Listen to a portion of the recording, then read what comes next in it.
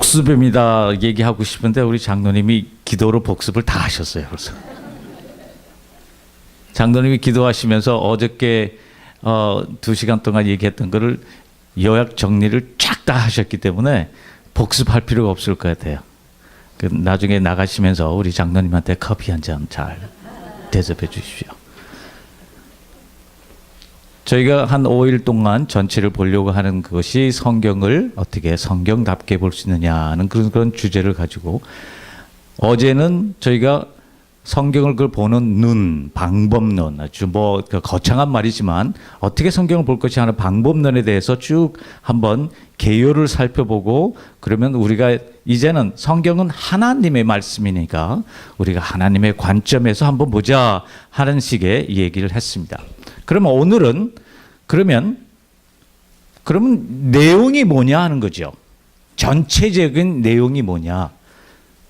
여태까지 저희들은 성경을 공부도 하기도 하고 읽기도 하고 또 설교 말씀을 통해서 많이 듣기도 했는데, 저희들 장로님 말씀하신 것처럼 단편적으로 많이 봤거든요.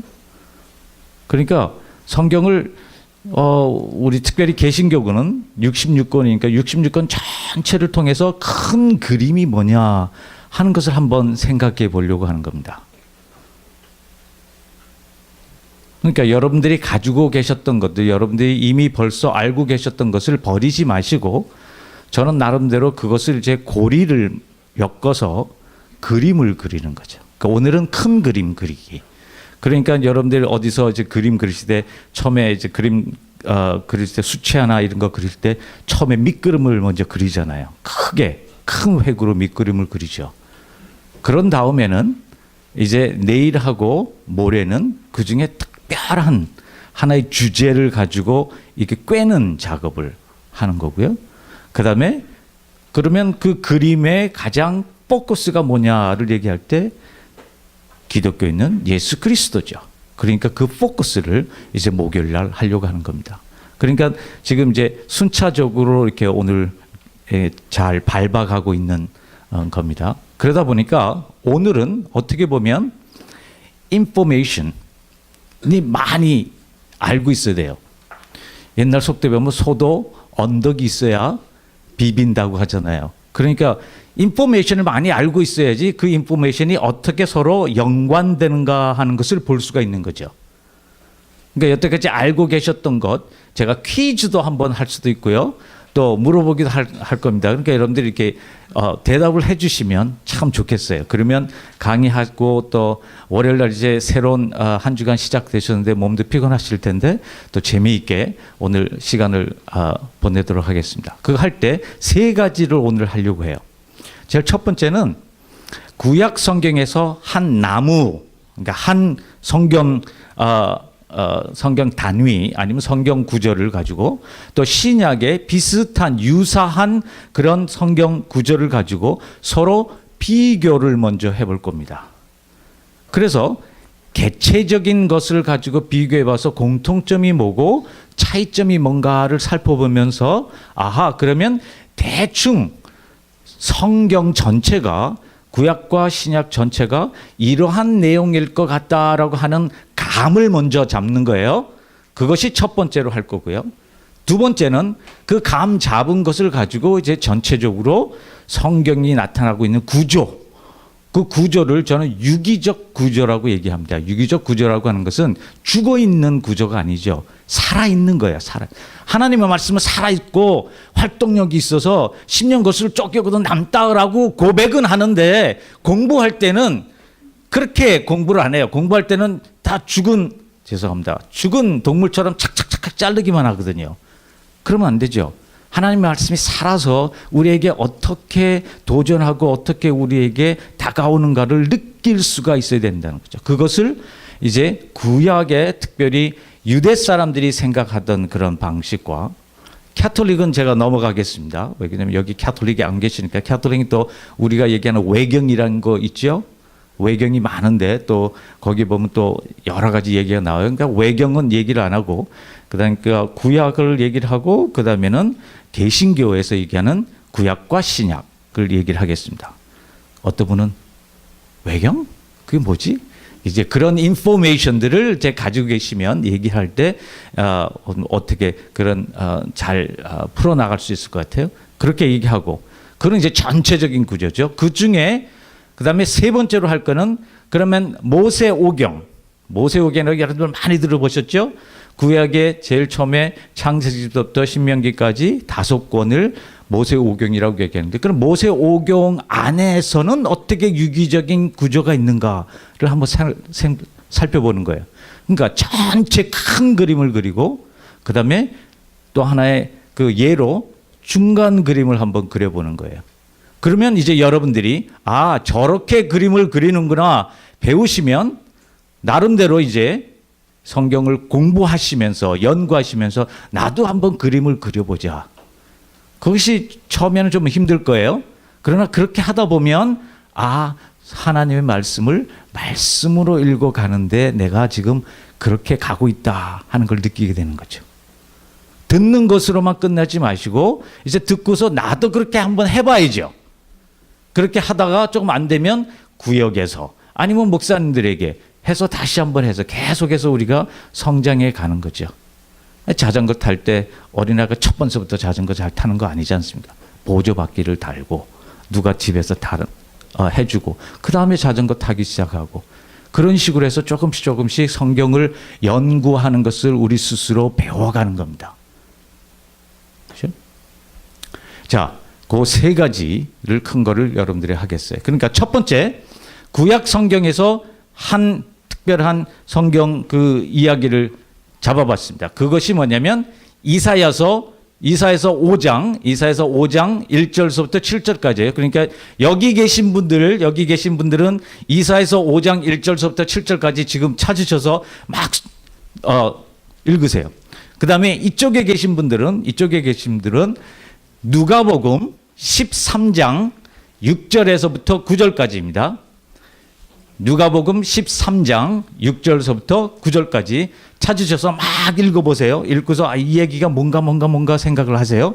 그 다음에 중간에 계신 분들이 제일 공부를 잘하시는 분들이거든요. 그러니까 두 개씩 다 하셔야 돼요. 자, 이사야서 5장 1절서부터 7절, 그 다음에 누가복음 13장에서부터 6절서부터 9절까지 제가 1분 드리겠습니다.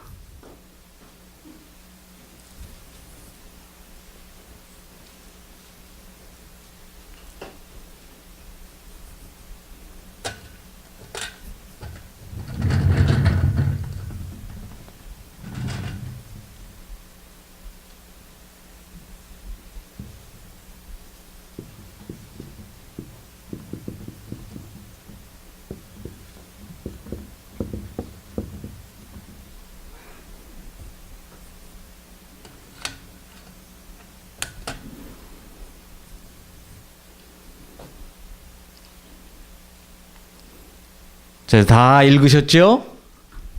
자, 그러면 구약부터 시작하겠습니다. 이쪽에 계신 분들 중에서 어느 분 그냥 그 이사야서 5장 1절부터 7절을 읽었을 때 그 얘기가 무슨 얘기예요? 한번 여러분의 말로 한번 설명을 한번 해주세요.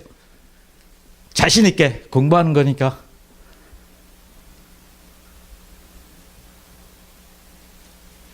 두려워 말라. 아니 자신 있게 하나님 말씀 공부하는데 뭐 괜찮잖아요. 이사야서 5장 1절부터 7절까지 말씀이 뭐예요?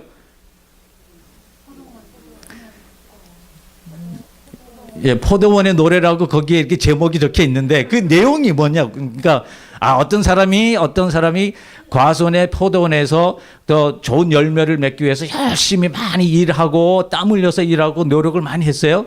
그러면 약속한 그러한 대가를 받아야 되잖아요. 근데 그렇게 대가를 받지 못했어요. 그 뭐 쓴 포도가 나오고 뭐 안 좋은 포도도 나오고 그러니까 나는 화가 나서 이제 그럼 나는 전부 다 포도원을 다 멸망시키겠노라 그렇게 하는 얘기가 나오죠. 그러니까 가만히 생각해 보니까 그걸 신학적으로 조금 올려보면 이거는 심판의 소식인 것 같아. 감이 오죠. 그죠? 자, 그러면 누가복음은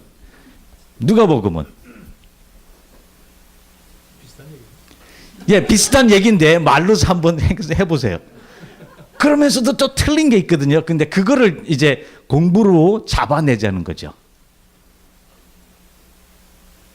이게 무화과 나무의 비유죠. 그러니까 포도원의 비유보다 무화과 나무의 비유인데 어떤 사람이 무화과 나무에서 열매를 기다려봤더니 열매가 안 열려요. 그러니까 열매를 이제 화가 나니까 이제 딱 찍어버리려고 하는데 한 사람이 탁 나타나서 Hold on! 좀 시간 1년만 시간 더 주십시오. 내가 일할 테니까. 그런 다음에 열매를 맺으면 좋고 안 맺으면 끝에 찍으라고 얘기가 나오죠.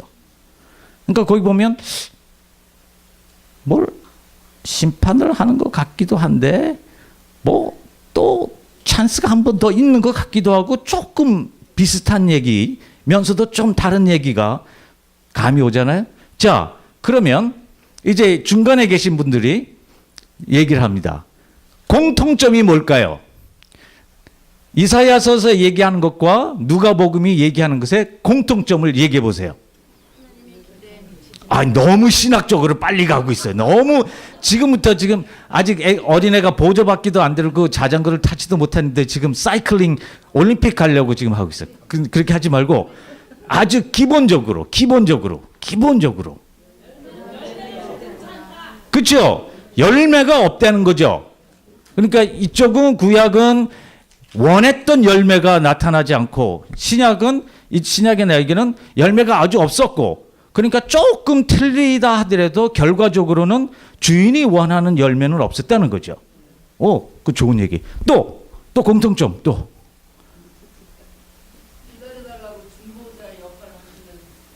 아, 이제 그거는 좀 너무 빨리 가. 이제 참 공부들을 너무 많이 빨리를 하셔. 그렇죠? 결과가 뭐예요? 없으니까 원하는 게 없었으니까는 이제 주인이 거기에 대한 판단이 쓰고 판단은 찍어버리는 거죠. 그죠? 판단은 이제 베어버리든지 찍어버리든지 다 그 얘기가 나와요. 그러면 이제 질문을 한번 해볼게요. 그러면 이 포도원직이라든가 포도원의 주인이라든가 아니면 무화과 나무에서 열매를 찾고자 하는 그 사람들의 판단과 그 사람들의 결과가 정당합니까? 정당하죠. 왜 정당하다고 생각드세요?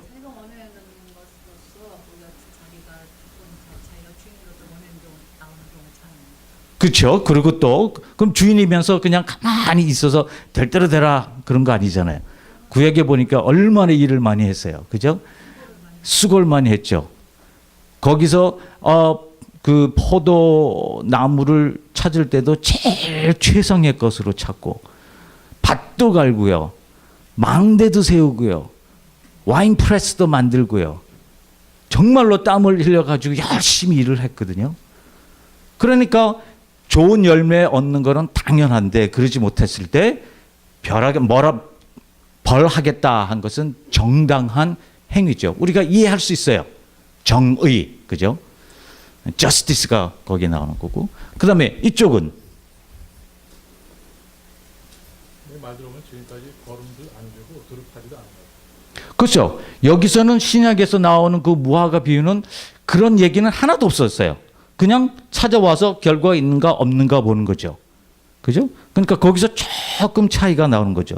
그러니까 신약의 이야기만을 보면은 이 판단이 과연 옳은가 그른가 의심할 수가 있었어요. 그죠?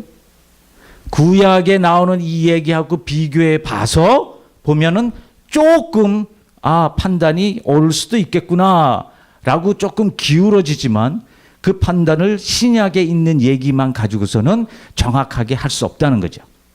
그죠? 그러니까 그 판단이 옳으냐 아니냐. 오케이? 자, 그렇게 돼 있어요. 또 공통점이 뭐 있습니까? 공통점이 또 뭐 있어요?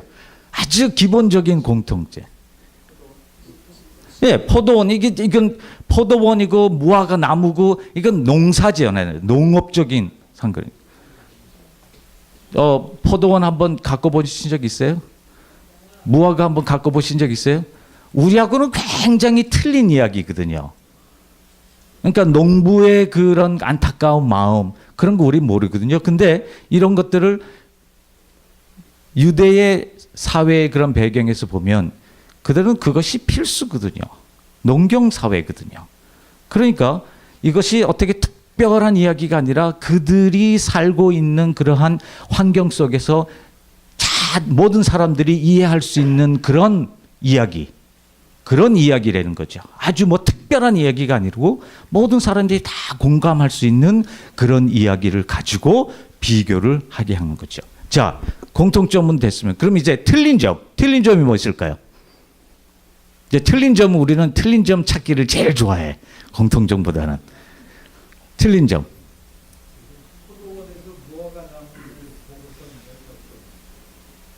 그렇죠. 거기는 신약에 나오는 얘기는 포도원이라고 하는 이야기도 없죠. 그냥 무화과를 얘기하죠. 무화과 나무. 그다음에 이쪽에 구약에서는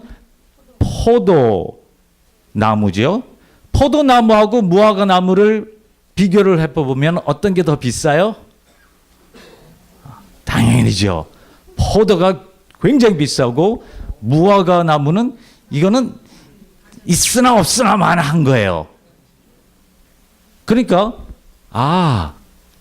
포도나무를 이야기했다는 것은 구약에 있는 이야기는 조금 특별한 선택받은 하나님께서 더 많이 관심을 갖는 그러한 것에 대해서 얘기하고 신약에 나오는 무화과는 everybody 특별하다고 하는 그런 느낌이 없이 모든 사람에게 다 일반적으로 적용이 되는 그런 이야기. 구약은 선택받은 이스라엘. 신약은 모든 사람들. 조금 틀리죠? 자, 또 틀리는 거 뭐 있어요? 또 틀린 점 뭐 있습니까? 명확하게 틀린 점. 예. 포도는 기대하고 길렀는데 예. 기대하지 않은 것이 나서 화가 난다고. 예. 그래서 심판을 받게 될 일이고. 그리고 무화과는 돌발적으로 예수님이 혼자 극단적인 생각으로 안 열렸어? 너 죽어. 이런 식으로 나와요. 그러니까 거기에 대한 그런 차이점이 그러니까 구약에서 보면은 구약에 있는 얘기들은 그 하나님이 하신 일들 포도원 지기가 한 일에 대해서 굉장히 관심을 많이 갖고 거기에 대한 그 elaboration 거기에 대해서 설명이 많죠. 근데 신약에 나오는 무화과 나무 이야기는 거기에 대한 것은 전혀 없고 그 무화과 나무가 맺혔냐 안 맺혔냐에 거기에 관심을 갖고 있다는 거. 예. 그런 거 좋고 또 다른 거. 예. 예. 그죠? 신약은 찬스가 한 번 더 생긴 거죠. 그러니까 구약의 이야기는 포도원 지기하고 포도원 사이의 관계인데 신약은 무화과 나무와 열매를 무화과 나무의 주인과 그 다음에 거기에 또 뭐 한 사람이 더 끼었잖아요. 포도원 거기 한국말로 뭐라 되어 있습니까? 여기 보면 어떤 한 사람 어떤 한 사람이 더 끼어 있는 거죠. 그 끼므로 인해서 구약에 나타나고 있는 어떤 찍어버린다 하는 것이 조금 연기된 거죠. 포스트폰 된 거죠. 찍어버린다고 하는 얘기는 끝까지 나와 있어요. 그죠? 내가 1년 동안 일을 더 해서 이제는 내가 일하겠다. 누가 이래요? 무화과 나무 주인이 일하는 게 아니고 어떤 다른 사람이 이제 내가 일하겠다. 그래서 이제 좋은 열매를 맺으면 좋고 안 맺으면 그때 찍어버려라 하는 조금 포스트폰 된 겁니다. 오케이. 거기까지 갔어요. 그 다음에는 또 다른 것, 중요한 것, 다른 게 하나 있어요. 구약의 이야기를 자세히 보면 아니 포도나무가 잘 좋은 열매를 맺지 못했다면 그 나무 빼버리고 다른 나무 심으면 되지. 근데 구약의 얘기는 뭐라고 그랬어요? 포도원 주인이 무엇을 전부 다 없애버린다고 됐습니까? 포도원 전체를 다 없어버린다고 하는 얘기죠. 아니 포도나무가 잘못됐으면 포도나무를 바꾸면 되잖아요. 다른 포도나무 해가지고 그 다음 해에 심어서 또 열심히 하면 그럼 좋은 열매 나오면 좋고 안 좋은 열매 나오면 안 좋은데, 구약에 나타난 얘기는 포도나무가 아주 제일 최상급의 포도나무를 가지고 열심히 했을 때 그 결과가 안 좋으니까 포도원 전체를 황폐하게 만들다 한다는 얘기입니다. 근데 무화과 나무 이야기는 어때요? 포도원이라고 하는 것도 없고 그냥 무화과 나무 하나만을 가지고 얘기하는 거죠. 그러니까 여기는 공동체적인 그런 관심이죠. 뽑혀진 선택받은 그 포도나무가 하나 잘못했을 때 그 결과는 모든 포도원이 다 함께 지어야 되는 거예요. 공동체적인 운명이라는 거죠. 한 사람이 잘못하면 모든 사람이 전부 다 벌을 받게 되는 거고, 이쪽은 그런 것 없이 개인적으로 포도나무, 무화과 나무 하나에 대해서 개인적인 그런 관심이죠. 틀려진 게 뭐예요? 구약과 신약의 관점이 틀려지는 거죠. 자, 그러면 그거를 이제 조금 이제 문학적으로 비교를 해봤으니까 신학적으로 쫙 한번 이렇게 올려보죠. 하나님의 말씀의 레벨로 신학적으로 올려보죠. 벌써 여기서 구약에서 얘기를 해줬습니다. 7절 한번 읽어보세요. 이사야서 5장 7절 말씀. 예, 큰 소리로 한번 읽어보세요.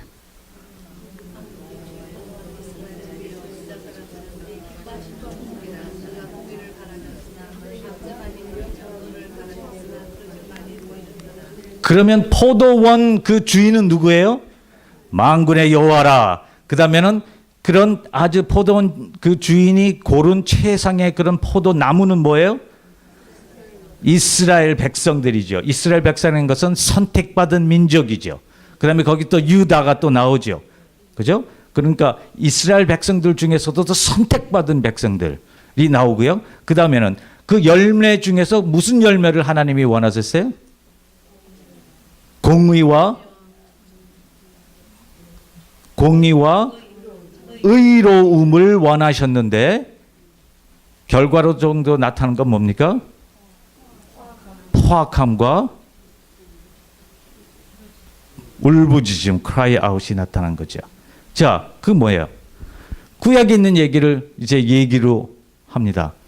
하나님께서 포도원, 이 세상 전체에게 원하시는 것은 뭐냐면 공의와 의로움입니다. Justice and righteousness. 그 두 가지가 상당히 중요한 개념이에요. 거기에 footnote. 이제 footnote로 가면 공의라고 하는 것은, justice라고 하는 것은 법률적인 용어입니다. 법의 용어예요. 그러니까 우리들이 보면 뭐 1992년에 LA 폭동할 때 저도 여기 있었습니다. 그때 라드니 킹 사건 때문에 막 이렇게 해가지고 뭐 요즘 끝나고 나면은 이제 재판에서 이기면은 뭐라고 해요? 산 사람들이 justice it was done 그러죠. 항상 justice라고 얘기합니다. 그러니까 justice라고 하는 것은 법률적인 그런 단어예요. 법에 의해서 모든 사람이 다 똑같이 법에 의해서 평등하죠. 평등한데 그 법에 의해서 모든 사람들이 다 판단되는 거예요. 그래서 법의 절차를 따라서 결과가 확실히 나오면 그러면 정의가 된 겁니다.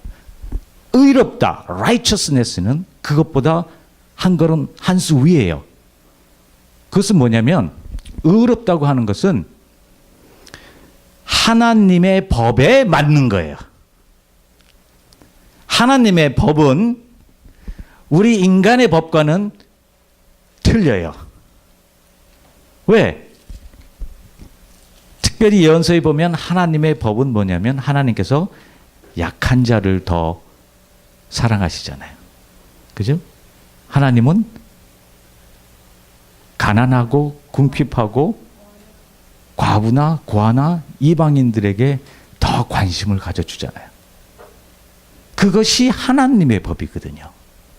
그러니까 성경을 어떤 식으로 그냥 justice라고 하는 그런 레벨에서 보면 뭐 지금 뭐 여러 가지 미국 정치 얘기 안 해도 여러분들이 아시잖아요. 법대로 살면 되지. 열심히 일하면 일한 대로 받고, 열심히 일 안 하면 일 못한 사람은, 그 사람들은 대가를 받는 것이 당연하지 않냐. 그게 법대로 사는 거죠.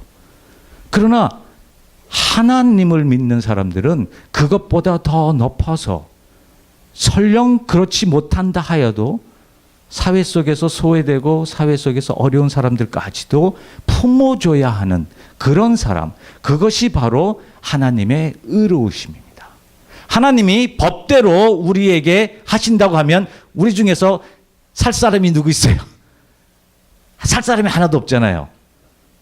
그러나 하나님의 의로우심은 죄인들을 끝까지 사랑하시는, 그것이 하나님의 의로우심이죠.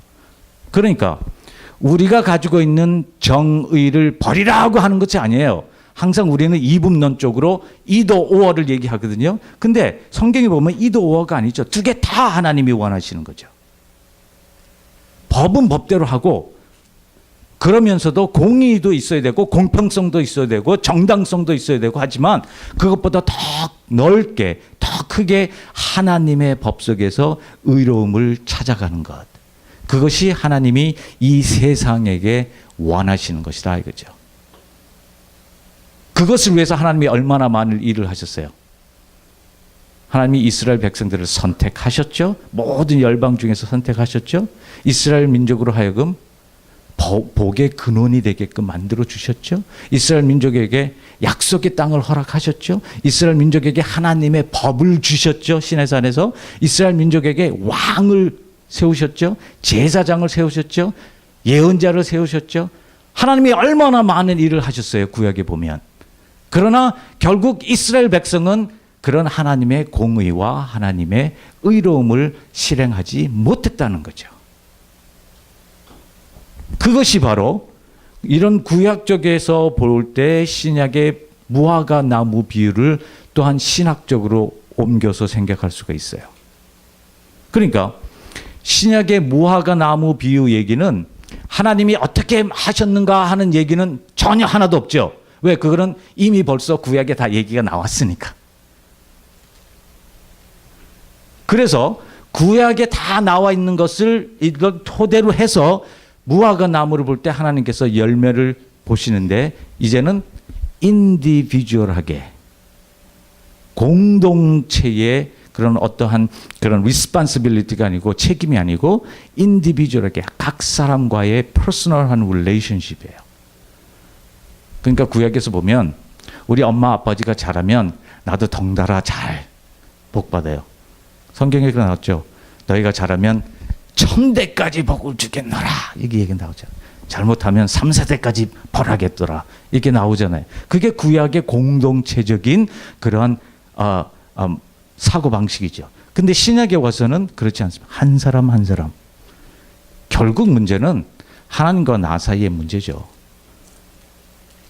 내 아버지가 참 잘 믿었기 때문에 내가 덩달아서 잘 되는 게 아니거든요. 내가 잘해야죠. 그러니까 결국은 내가 부모님한테서 받은 신앙이라 하여도 나의 신앙으로 만들어야 되는 거예요. 나의 개인적인 체험이 있어야 되는 거죠. 제가 항상 얘기한 거죠. 제 얘기를 할 때 모태신앙이라고 해서 거저 프리패스 가지는 거 아니죠. 내 스스로 체험이 있는 신앙이 있어야 된다는 거죠. 그게 신약에서 나오는 거고, 신약에서도 하나님께서 원하시는 것은 똑같습니다. 공의와 의로우심이에요. 근데 그것이 없으니까 하나님이 심판하려고 하죠. 인디비주얼한 무화과 나무를 자르려고 하죠. 근데 한 사람이 딱 끼어들었어요. 그래서 그 사람이 나한테 1년만 주십시오. 이제는 내가 푸른하고 내가 열심히 일하겠습니다. 그 한 사람이 누굴까요? 그렇죠. 이제 예수님이, 그게 신약이죠. 와서 얘기를 합니다. 그래서 이제 어떻게 보면 예수님께서 행하신 그 일을 통해서 인디비주얼한 사람들이 공의와 의로움을 나눈다고 하면은 심판을 피할 수가 있는 거죠. 그렇지 않으면 심판을 받게 되는 거죠. 그러니까 신약에 나타나고 있는 복음은 우리가 덤으로 사는 거예요. 예수님 때문에 덤으로 사는 거죠. 예수님이 없었으면 이미 벌써 끝났는데, 예수님이 일하시기 때문에 예수님의 하시는 일 때문에 우리가 덩달아서 덤으로 살아가는 거죠.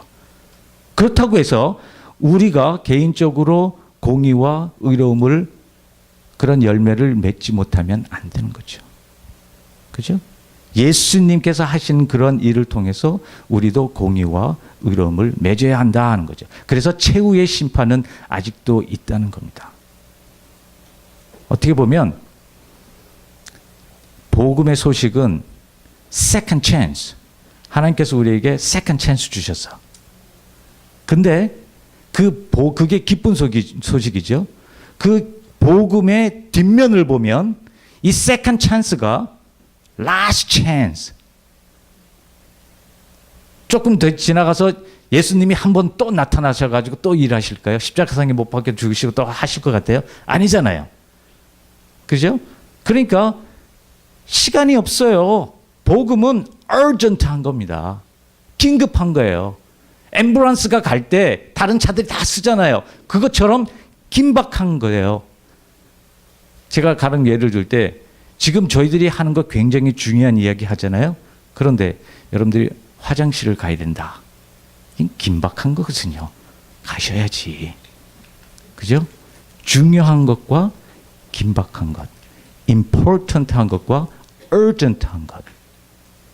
복음을 전하는 것은 내가 복음을 가지고 공의와 의를 행하는 것은 let me do it tomorrow. 그게 아니라는 거죠. 오늘 당장 해야 할 긴박한 상황이라는 겁니다. 왜냐하면 it's a last chance. 더 이상 찬스가 없어요. 그러니까 내 사업이 잘 된 다음에 내가 믿지. 내가 우리 애들이 잘 큰 다음에 시간이 좀 있을 때 내가 교회 봉사하지. 그것 아니라는 거죠. 화장실 가셔야 되면 지금도 가셔야 되잖아요. 그러니까 그게 우선이 돼야 된다는 거죠. 그것을 통해서 다른 것들이 이제 프라이오리티가 생겨나게 되는 거죠. 그것이 바로 신약에서 얘기하는 겁니다. 자, 그러면 두 가지 구약과 신약의 이렇게 조그마한 나무 하나를 가지고 큰 그림을 그린다고 한다면 스토리는 이래요. 하나님은 이 세상을 창조하셔서 선하다라고 얘기했죠. 창세기 보면 It was good. 그 good이라고 하는 것이 뭐냐면 tov, 히브리말로 tov인데 모든 것이 하나님께서 정하신 대로 제 위치에 정확하게 있다 하는 그런 뜻입니다. 보세요. 창세기 1장에 보면 혼돈과 암흑과 흑암이 있었죠. 혼돈 속에서 하나님이 질서를 만드시잖아요. 그죠? 그래서 모든 것들이 하나님이 의도하신 그 자리에 있는 거예요. 그것을 good이라고 얘기를 하는 거죠. 그것을 선하다. 그래서 선하다고 하는 것이 저 사람 참 착하다 그런 뜻이 아니고 저 사람 참 예쁘다 그런 뜻이 아니고 미학적인 이야기가 아니고 선하다고 하는 것은 관계론적인 이야기입니다. 하나님과의 관계가 올바로 되어 있고 나와 다른 사람과의 관계가 올바로 되어 있고 나와 하나님의 창조하신 창조물과의 관계가 바로 되어 있고 관계론적인 얘기예요. 그것이 바로 good. 근데 3장에 나타난 타락으로 말미암아서 3장에 뭐 어떻게 됐어요? 하나님께서 아담과 하와를 저주할 때 어떻게 해줬어요? 아담과 하와의 사이의 관계가 깨어지죠. 그죠? 하와에게 뭐라고 했습니까? 네 남편이 너를 지배할 것이라 나오잖아요. 관계가 깨어지죠. 그 다음에는 하와하고의 뱀 사이의 관계, 자연과의 관계가 깨어지죠. 하나님과 ground, 하나님과 땅과의 하나님이 땅을 저주하시니까 땅에서 모든 그 산물들이 자연적으로 이렇게 소생 못하게 되죠. 하나님과 자연과의 관계가 깨어지죠. 하나님과 아담과 하와의 관계가 깨어지죠. 왜? 하나님 면전에서 쫓겨나니까. 그러니까 창세기 1장은 모든 그 무질서에서 하나님께서 정확한 질서를 만들어서 모든 것을 정확하게 하나님의 의도대로 만드셨는데 그 창조의 의도가 이제 깨어지기 시작한 거예요. 그래서 3장 이후서부터는 인간은 깨어진 관계 속에서 살아가는 겁니다.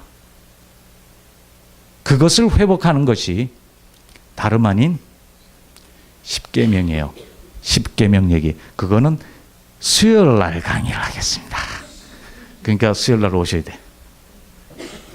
십계명, 왜 십계명이 거기 나오지? 십계명을 쫙 보면 관계가 다시 회복되는 이야기가 있어요. 제가 맛배기로 보여주면 그 관계 회복의 가장 중점이 뭐냐면 안식일을 기억하여 거룩하게 보내라. 그래서 성수주의를 해야 되는 거예요. 성수주의를 우리 뭐 이렇게 규칙적으로 아니에요. 그 얘기는 수요일 날 하겠습니다. 그래서 주일날 교회에 다들 오셔야 돼. 오케이. 자, 그 얘기는 그쪽에 가서 하고. 그러니까 하나님께서 창조 때 하셨던 모든 관계론들이 완벽하게 돼 있는데 그것이 깨지고 나서 그것을 회복하기 위해서 하나님께서 법을 주셨죠. 그래서 공의 법대로 모든 것들이 다 회복을 시켜야 되고 그 다음에 하나님의 법대로 그보다 더 큰 하나님의 의도대로 모든 것을 다 회복시켜야 됩니다. 그것을 그래서 reconciliation, 화해라는 얘기를 하죠. 그것이 이제 다음 주일날 제가 설교 제목이 이제 화해에 대한 얘기입니다. 주일날 또 오세요. 그 얘기를 구약에서는 하나님께서 왕을 통해서 제사장을 통해서 법을 통해서 모든 것을 회복하시려고 하나님이 노력하신 거. 하나님의 이야기예요. 그죠? 하나님이 이스라엘 백성을 택하고 이스라엘 백성에게 약속을 주시고 하나님이 법을 주시고 제사장과 그다음에 예언자를 통해서 다 하나님께서 그들을 통해서 모든 깨어진 관계를 회복하려고 했는데 그게 안 되니까 그러면 어떻게 돼요? 하나님이 다시 한번 잘 논리적으로 생각해 보세요. 하나님이 깨어진 관계들을 회복하기 위해서 하나님이 그의 종들, 사자들, 백성들 다 보냈어요. 보내가지고 다 회복하려고 했는데 안 됐어요. 그러면 하나님 쪽에서 보면 어때야 돼요? 이제는 하나님이 오셔야지. 그게 예수님이잖아요. 그러니까 구약의 얘기는 하나님께서 하나님의 전부 다 하나님의 데퓨티, 하나님의 대속자들, 하나님을 대리하는 사람들을 다 보냈어요. 신약에 보면 예수님께서 거기에 대한 비유 말씀도 하시죠. 그죠? 그 얘기는 안 해도 다 아시니까. 모든 종들을 다 보냈는데 그 종들 보낸 것을 전부 다 못하니까 결국은 하나님께서 스스로 오셔서 깨어진 관계를 회복하셔야 되는 거죠. 하나님의 이야기예요. 그것이 예수 그리스도죠. 왜? 인간이 하나님의 형상으로 지음받은 인간이 깨어진 관계를 회복할 수 없으니까 하나님이 회복을 하는 거죠. 그래서 웨스터민스터 캐테키즘, 웨스터민스터 요리 문답에 보면 예수님께서 오셔서 십자가에서 돌아가시고 부활하신 그 사건을 뭐라고 얘기하냐면 satisfying 하나님의 righteousness라고 얘기합니다. 우리의 구원은, 우리의 개인의 구원은 부산물이에요. 덤으로 주는 거예요. 하나님이 하나님의 계획을 이루어 가시는 거죠. 거기에 우리는 그냥 덤으로 받는 거야. 그러니까 정말 그럼 하나님이 나를 요만큼밖에 사랑하지 않았냐? 그렇게 많이들 생각을 하시죠. 그런데 우리를 덤으로까지 우리에게 하나님께서 우리를 delight, 우리를 기뻐하시는 그 하나님의 기뻐하심 때문에 하나님의 공의와 하나님의 justice가 satisfy 돼야 되는 것. 그것이 성경의 하나님의 이야기죠. 그것을 우리는 저렇구나 라고 믿고 거기에 대한 반응으로 하나님을 믿을 수 있게 되는 겁니다. 자, 다시 한번 조금 이제 복잡하게 들어가요. 영어로 쉽게 얘기하면 accept, 받아들입시오. 뭘 받아들이냐? 당신이 이미 벌써 accept를 당했다는 사실. Accept the fact that you've been accepted. 이중이에요, 이중. 그러니까 하나님은 그냥 받으십시오라고 얘기한 것이 아니고 하나님은 이미 벌써 우리를 받아주셨다고 하는 그 사실을 받아들이라는 얘기예요. 우리가 사랑해서 그 대가로 하나님이 우리를 구원해 주신 게 아니에요. 우리가 믿음이 많아가지고 하나님이 우리를 구원해 주신 게 아니에요. 하나님이 우리 벌써 죄인 되었을 때 우리 벌써 사랑해 주셨잖아요. 그 사랑을 받으라는 거죠. 그러니까 우리가 하나님과 이렇게 다 항상 이렇게 맞붙여서 가지고 싸우려고 그래. 그래서 자유의지 그러면 뭐라 그래요? 하나님의 그런 주권과 자유의지는 이렇게 쌍방으로 돼서 우리가 추주할 수 있다. 그거 아니죠. 자유의지를 주신 분이 누구예요? 하나님이잖아요. 자유의지조차도 하나님의 주권 안에 있는 겁니다. 우리가 어떻게 감히 하나님과 동등해가지고 하나님하고 죄송합니다. 맞짱 뜨려고 그래요. 그러니까 하나님은 우리를 이미 벌써 사랑하셨고 우리가 모를 때에 이미 벌써 사랑하셨고 우리가 죄인 되었을 때 우리를 벌써 구원하셨습니다. 그것을 믿는 거죠. 그것이 바로 하나님의 이야기라는 겁니다. 구약과 신약을 딱 이렇게 신학적으로 통해서 보면 그 이야기가 이제 전체적인 밑그림이 생긴다. 그 밑그림이 이제 두 번째로는 어떻게 구체적인 그런 체계적으로 구조화되어 있는가. 두 번째로 올라가겠습니다. 그러면 자 이렇게 도망가요. 제 선생님 네 분 중에 두 분이 주이시 라바이였어요. 그래서 이제 주이시 라바이한테서 구약을 배웠죠. 그 사람들은 구약이라고 안 하거든요. 왜냐하면 신약이 없으니까. 그렇죠? 신약이 없으니까 구약이라고 얘기 안 해요. 그럼 자기네들의 성경책을 뭐라고 얘기할까요?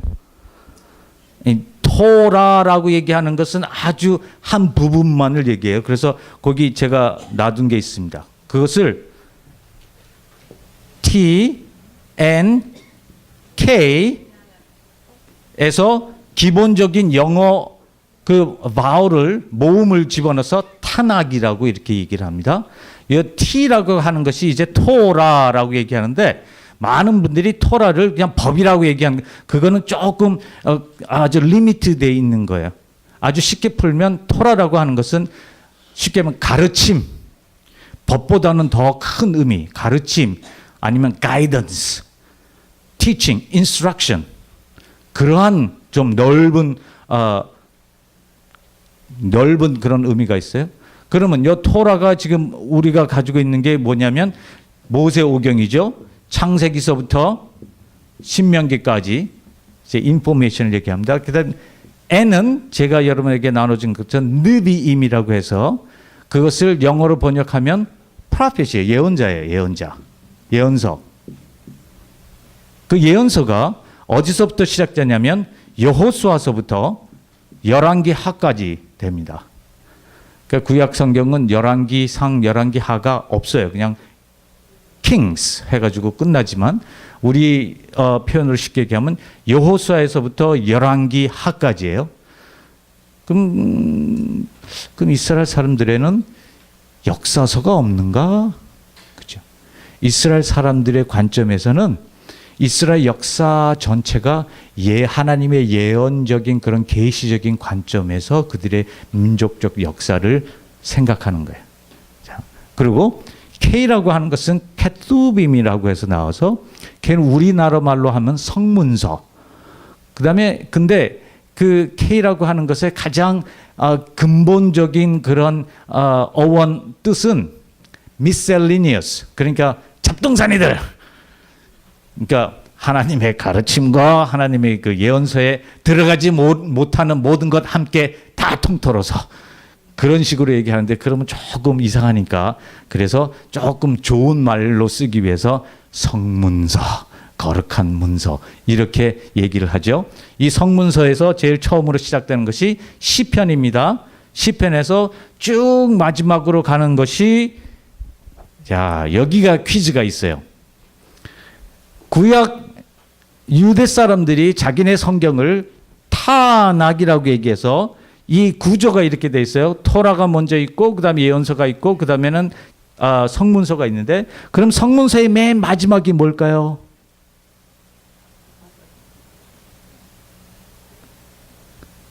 성문서의 맨 마지막이 역대기 하.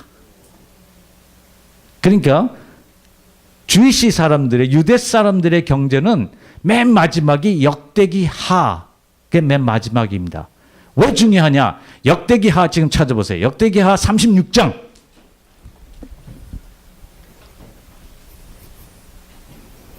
역대기 하 36장 22절에서 23절 마지막 두 절 한번 큰 소리로 읽어주세요. 빨리 하신 분.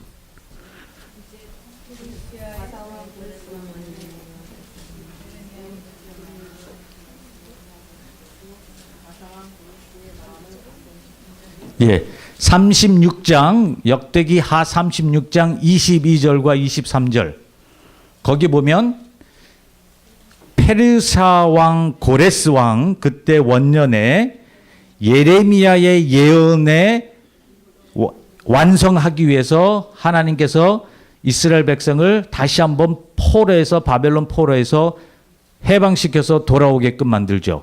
맨 마지막 절 한번 읽어보세요. 영어 성경 있으면 영어 성경으로 한번 보면 좋아요.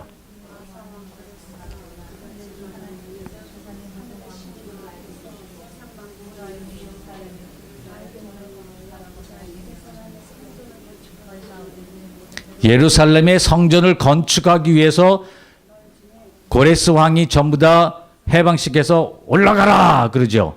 그래서 영어로 보면 let him go up. 그러면 느낌표 쫙 그걸로 끝납니다. 얼마나 희망적인 그런 말씀으로 끝나요. 그러니까 유대 사람들의 경전의 구조는 하나님이 세상을 창조해서 모든 것을 완벽하게 했는데 그것이 다 깨어져서 심지어는 바벨론의 포로까지 갔어요. 약속의 땅에서도 쫓겨났습니다. 그 다음에 이스라엘 사람들의 정체성까지도 다 무너졌어요. 그러나 하나님께서는 이방 왕을 통해서 고레스 왕이 또 참 이상한 사람이에요. 이사야서에 보면 거기에 고레스 왕에게 준 그런 직함이 하나 있습니다. 여러분들이 잘 아시는 직함이에요. 그 직함이 뭐예요? 메시아. 메시아라고 하는 그 낱말은 다윗 왕 때부터 시작해서 정말로 하나님에게 기름 부음 받은 사람이고 하나님의 일을 하는 그런 아주 최고의 모델인데 이방의 왕인 사이러스가 그 직함을 받았어요.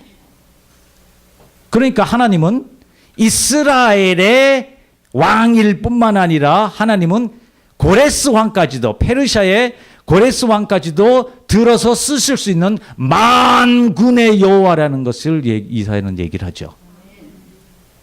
그래서 이방인의 왕을 통해서 그럼 또 이사야를 또 공부를 해야 돼요. 이방인의 왕을 통해서 예레미야에게 하셨던 그런 예언을 완성시키는 거죠. 예레미야가 무슨 예언을 했어요? 이스라엘 사람들이 포로인데 가서 몇 년 만에 돌아온다고? 70년. 근데 숫자적으로 보면 딱 70년은 아니거든요. 586년에서부터 538년이니까 정확히 70년은 아닌데 왜 70년이라고 그랬을까요? 7777 안식일.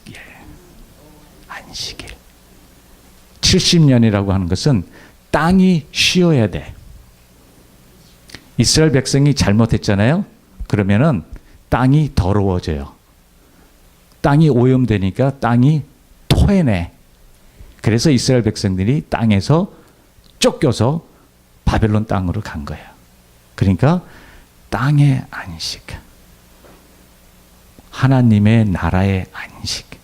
그것이 완성될 때 이스라엘 백성이 다시 돌아오는 거예요. 그러니까 땅의 신학도 또 생각을 해봐요. 그건 또 다른 얘기. 그러니까 그 이야기를 결론으로 얘기하자 보면 유대 사람들의 경전은 하나님께서 예레미야를 통해서 하셨던 예언을 완성시켜서 이제는 포로에 있던 이스라엘 백성들이 다시 예루살렘에 와서 뭐를 해요? 하나님의 성전을 재건축하는 거죠. 하나님의 성전은 우리 어제 얘기한 것처럼 하나님의 집이니까 하나님이 거기서 사시는 거죠. 자, 이스라엘 사람들이 예루살렘 성이 무너지고 나서부터는 어떠한 민족이에요? 근본적으로 흩어진 민족이죠. 그래서 디아스포라라고 하는 낱말 쓰죠. 그러니까 지금도 보면 유럽에도 주이시 사람들이 있어요. 그죠? 아프리카에도 주이시 사람들이 있습니다. 세계 어디든지 다 흩어져 있는 민족이거든요. 1947년에 그 시온주의 사람들이 팔레스타인 가가지고 쳐부숴가지고 6.1 전쟁 해가지고 땅 찾은 곳 이전까지는 이스라엘에게는 자기의 땅이 없는 사람들이에요. 왜 이스라엘 사람들이 그렇게 돈도 많고 유대 사람들이 돈 많은데 왜 하필 팔레스타인 그 땅을 거기 황무지 같은 땅을 살라고 그러겠어요? 약속의 땅이니까. 이 신학적인 의미예요. 경제적인 의미가 아니죠. 네? 그러니까 약속의 땅에 다시 들어가는 것이 그 사람들의 소원이죠. 우리의 소원은 유대 사람들이 어디에 있든지 간에 유럽에 있든지 어디에 있든지 간에 그 사람들의 궁극적인 염원은 약속의 땅인 이스라엘로 다시 돌아가는 겁니다. 그것이 그 사람들의 말하자면 신학이에요. 그러니까 어디에 살든지 간에 그들은 성경을 계속 읽고 계속 끝에 희망의 언어로 끝나죠. Let him go up. 이제는 약속의 땅인 예루살렘 가서 하나님의 성전을 다시 건축하겠노라.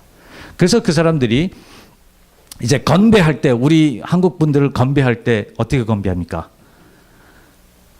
뭐 건배라고 하고 또 위하여 그러죠.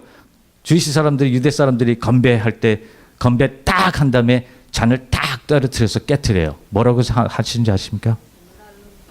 뭐 그저 라하임은 for life 그런 얘기도 있고요. 아주 간단하게 얘기도 하고 있고요. 조금 길게 하면 next year in Jerusalem. 어디든지 그 사람들은 건배를 하고 기쁜 일이 있을 때는 항상 next year we will do these things in Jerusalem. 항상 그런 희망을 갖고 살아가는 사람들이에요. 어디를 살든지 간에. 그런 사람들이에요. 그러니까 그들의 성경책은 희망의 언어로 끝나 있습니다. 그런데 개신교에 우리가 가지고 있는 신약과 우리는 신약이 있으니까 이제 타낙을 신약에 맞추어서 생각을 해야 되죠.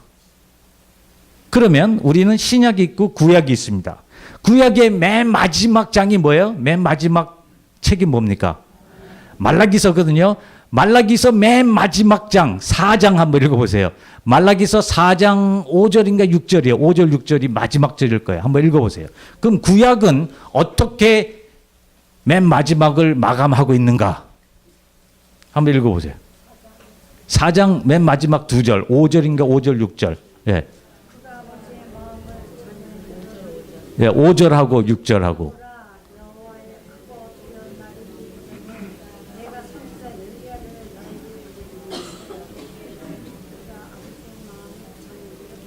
그게 희망의 말씀이에요? 그건 진노의 심판의 말씀이잖아요. 보라, 내가 하나님께서 최후의 심판을 하려는데 그 전에 엘리야를 보내서 아버지와 자식 간의 관계가 안 좋고 다 이렇게 안 좋게 만들겠다. 그래서 하나님의 최후의 심판을 기다리라 하는 그런 얘기로 끝나요. 그러니까 우리가 가지고 있는 구약 성경의 맨 마지막은 희망의 말씀으로 끝나는 것이 아니라 어떻게 보면 절망의 말씀으로 끝나거든요. 왜 그래요? 신약이 있으니까. 신약의 제일 첫 번째는 뭐예요? 신약의 제일 첫 번째 나오는 마태 복음서잖아요.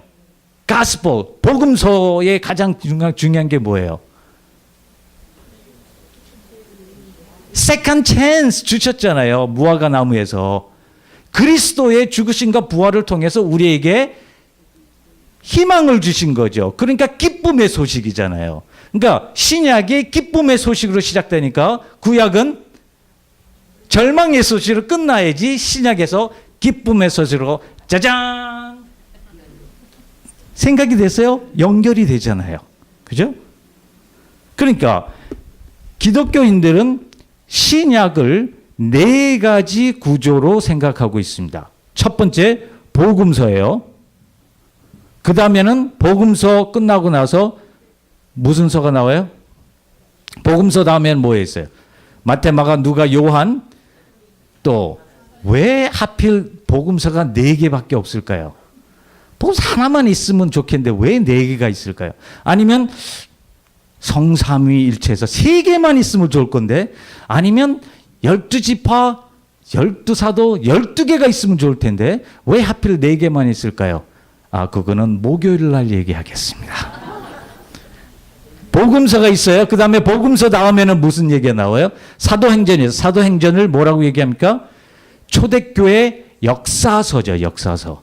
초대교회가 사도행전 보면 사도행전 1장은 제일 어디서부터 시작돼요? 다락방, 예루살렘의 다락방에서 시작하죠. 사도행전 맨 마지막에는 어디 무슨 얘기예요? 로마에서 끝나죠. 예루살렘에서부터 시작해서 복음이 어디까지 전파된 거예요? 로마까지. 사도행전 1장 8절에 뭐라고 나왔어요? 네가 성령을 받고 권능을 받으면 내 증인이 돼서 어디서부터? 예루살렘과 유대와 사마리아와 땅 끝까지 이르라. 그 한 얘기가 사도행전 전체를 통해서 이루어지고 있는 것이 보이죠. 왜? 그때 당시 로마는 그때 당시 모든 세계의 제일 중심부니까. 그러니까 사도행전을 잘 읽어보시면 사도 바울이 로마에 갈 필요가 없어요. 벌써 뭐 로마 시민이기 때문에 내 죄를 로마에 간다 하더라도 그 죄는 벌써 다 삭감됐거든요. 그래도 꾹씩 막 우기는 거예요. 사도 바울은 난 로마에 가겠다고. 하나님의 복음이 땅끝까지 전해져야 되니까. 그래서 사도행전 맨 마지막은 로마에서 끝납니다. 그게 초대교회의 역사서예요. 자, 그 다음에 역사서 다음에 그 다음에 나오는 게 뭡니까? 서신서. 서신서라고 해서 서신서가 몇 개나 있어요? 많죠. 자, 신약은 전체 몇 권으로 되어 있습니까? 27권. 27권 중에서 서신서가 몇 권일 것 같아요? 자, 이제 수학을 해야죠. 이제 산수에서 산수. 27에서 복음서가 4시니까 빼고, 역사서는 하나니까 빼고, 그 다음에 맨 마지막이가 묵시서는 요한계시록이니까 하나 딱 빼고, 그럼 몇 개요? 21개나 되거든요. 많이 있어요. 그럼 왜 서신서가 이렇게 많을까? 신약 전체에서. 그것도 또 하나의 질문이죠. 그 질문은 다음에. 서신서가 있고, 그 다음에 맨 마지막에 요한계시록을 묵시서라고 얘기해서 묵시서. 묵시서라고 얘기하는 것은 아포칼립틱. 그 얘기는 뭐냐면 감추어진 것을 드러내는. 그러니까 아주 언어적으로 얘기하면 being naked. 우리가 전체 옷을 입고 뭔가를 감추고 있잖아요. 그러니까 옷을 다 벗는 거예요. 그래서 아주 naked. 우리가 모르는 것들을 알지 못하고 hidden, 숨겨진 것들을 알게끔 해주는 거예요. 그래서 상징적인 언어를 많이 쓰죠. 왜? 우리가 알고 있는 단어로는 이해하기 어려운 일들이니까. 그래서 상징 언어를 많이 써서 요한계시록이 참 어려워요. 공부해도 어려워요. 존 칼빈, 깔뱅 선생님은 이렇게 얘기했어요. 신구약을 다 이해하지 못하면 로마서를 오픈하지 말아라. 왜냐하면 다 하나님의 말씀을 알 수 있는 것까지도 모르면서 알지 못하는 것을 어떻게 알려고 노력하냐 이거예요. 그러니까 요한계시록은 조금 나중에 읽으시는 것도 괜찮아요. 다른 거 다 알고 그 다음에 거기에 의해서 묵시서를 읽어보는 것. 그래서 묵시서의 제대로 된 것. 거기도 보면 또 7이라고 하는 그런 상징적인 숫자가 또 많이 나옵니다. 그건 또 연구가 돼 있는 거고. 그러니까 어떻게 보면 신약은 4가지 구조로 돼 있어요. 복음서와 역사서와 서신서와 묵시서로 돼 있는데, 근데 4개로 돼 있으니까 타낙은 몇 개예요? 3가지잖아요. 3과 4는 서로 안 맞지요. 그러니까 신약이 가지고 있는 구조에 따라서 구약의 탄약을 바꾸어서 탄약을 4가지로 만들어야 되는 거예요. 자, 어떻게 됐을까요? 복음서와 상응하는, 복음서와 코레스판딩 하는 것이 탄약의 뭐일 것 같아요? 토라죠. 토라가 여기 들어옵니다. 그러면 초대교회 역사서와 코레스판딩, 상응하는 것이 탄약에 뭐가 있을까요? 역사서가 있어야 되겠죠. 역사니까. 근데 이 역사는 초대교회 역사, 초대교회 교회에는 누가 들어와요? 아무나 다 들어오죠. 이방인도 들어올 수 있죠. 무화과 나무. 근데 구약은 누구의 역사일까요?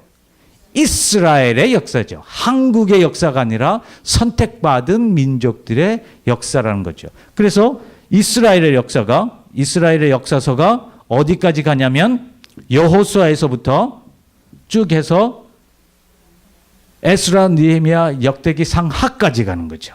그러니까 역대기 상하 맨 마지막에 있는 것을 쫙 끌어다가 중간으로 다시 돌이켜 오는 거예요. 재구조하는 거죠.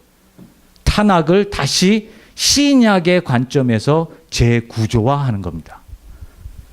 그 다음에 나타나는 게 뭐예요? 서신서와 연관되어 있는 것이 뭡니까? 성문서. 성문서가 여기에 딱 들어와요. 그래서 시편에서부터 시작해서 성문서가 쭉 연결이 되고 이 시편서도 있고 거기에 보면 또 메길로스라고 해서 5가지 페스티벌, 5가지 그 이스라엘의 축제 때에 읽는 것 되는데 어제 제가 실수한 게 있어요. 우리 잘 지적해 주셨는데 룻기는 푸림절에 하는 것이 아니고 에스더가 푸림절에 하고 룻기는 보면 The Fast of Weeks 49일 Passover 6월절 지나고 나서 49일 지나고 나면 77에서 49일 지나고 나서 또 하나의 절기가 있습니다. 그것을 우리는 오순절이라고 하죠. 그때 당시에 또 오순절 얘기하니까 또 사도행전 2장 얘기를 또 해야 돼요. 왜 성령이 오순절에 내려왔을까요? 그건 또 다른 거. 그 얘기하면 지금 시간이 너무 가니까 성문서가 이제 중간에 서신서하고 연결이 되고 그 다음에 맨 마지막에 나오는 게 뭐예요? 예언서가 묵시서로 이렇게 같이 나오게 되는 거죠. 포인트는 탄약을 신약의 4가지 구제에 의해서 다시 4가지 구조로 바꾼 것이죠. 그러면 이제 구조가 됐으니까 스토리가 어떻게 됩니까? 스토리는 이런 스토리예요.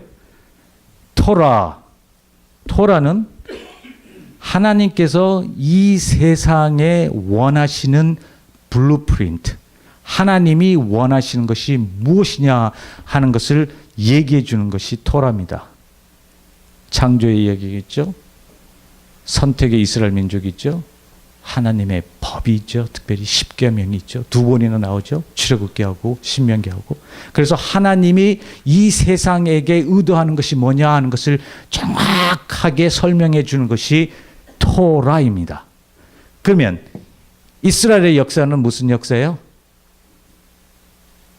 하나님의 블루프린트, 하나님이 이 세상에게 대한 하나님의 계획에 실패한 역사죠. 선택받았음에도 불구하고 실패한 것이 이스라엘의 역사입니다.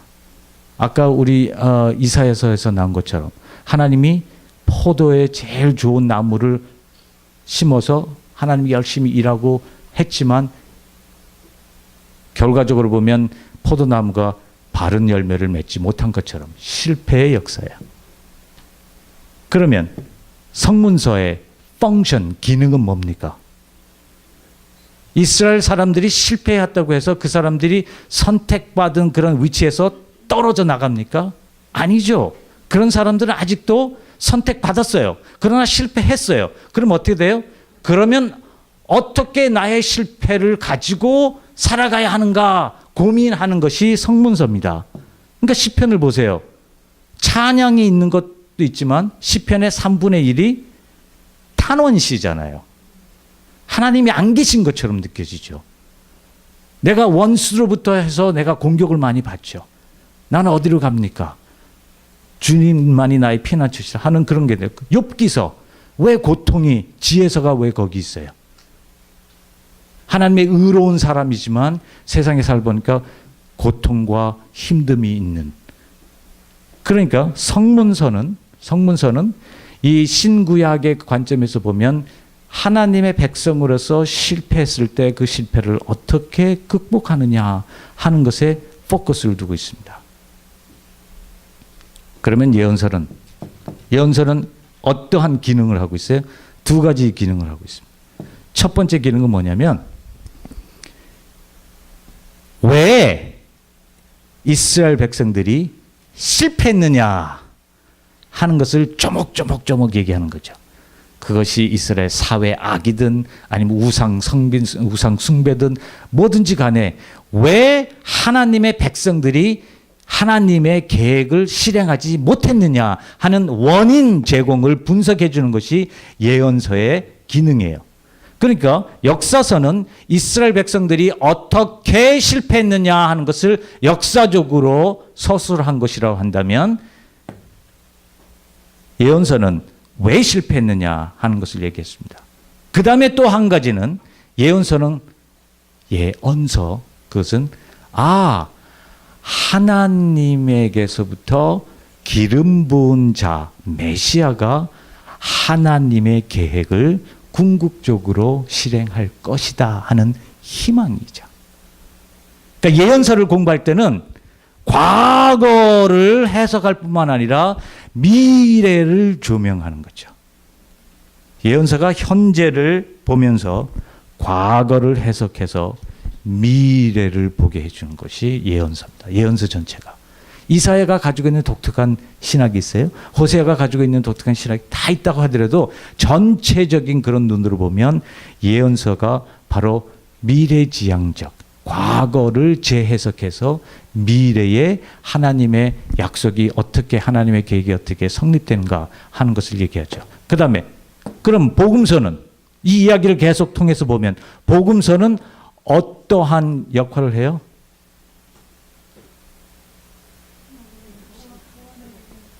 하나님께서 예언하셨던 메시아가 옴으로 인해서 하나님의 우주를 향한 하나님의 구원의 이야기가 완성된 거죠.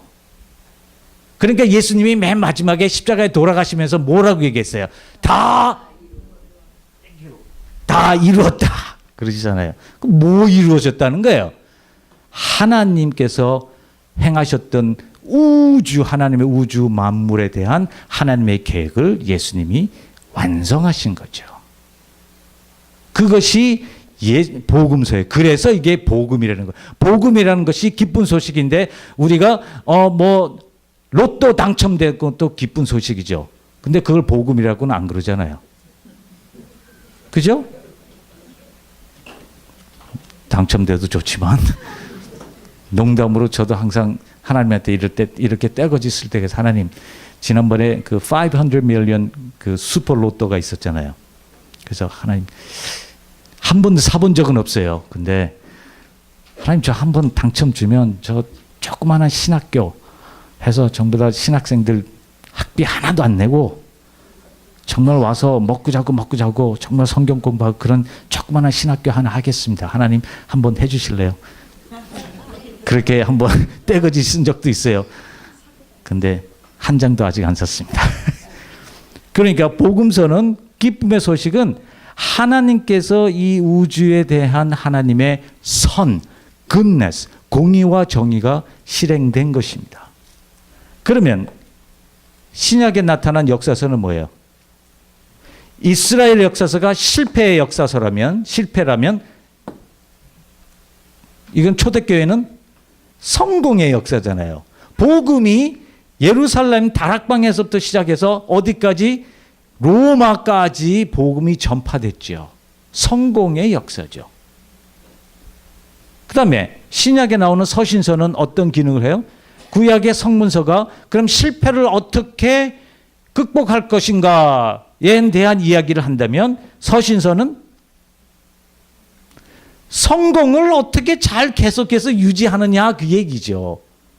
성공 로또 당첨된 사람 중에서 85%가 미리 일찍 죽는데요.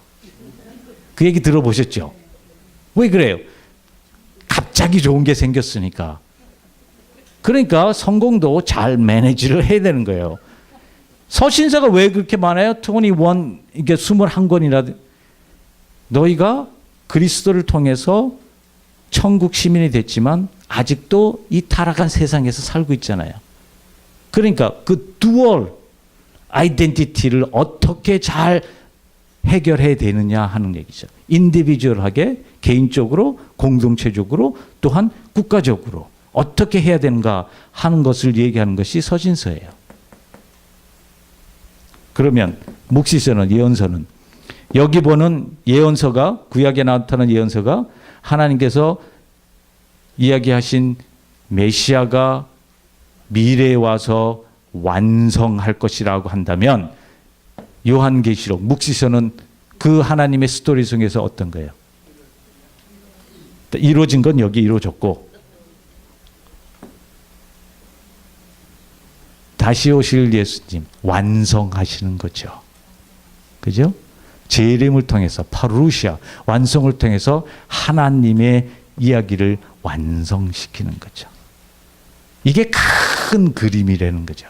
그러니까 여러분들이 성경 공부를 할 때 어떤 특별한 성경책을 공부를 하잖아요. 그럼 그것이 복음서를 하면 전체적인 그림을 알고 있은 다음에 복음서를 보면 흔들리지 않죠. 그렇죠? 그러니까 하나님의 전체의 그런 이야기 속에서 어떤 성경책을 보고 어떻게 내가 그 성경 구절을 가지고 설교를 하고 공부를 하느냐 하는 것을 하는 거죠. 전체를 알 후에. 그러면 개체를 알고 전체를 알고 두 가지 다 알 수 있는 그런 얘기가 되는 겁니다. 자, 거기까지 이제 두 가지만 얘기했어요. 하나는 인디비주얼한 구약 얘기와 신약에 있는 얘기를 하고 그것을 이제 신약과 구약의 유기적인 구조를 가지고 얘기했습니다. 조금 지루하시죠?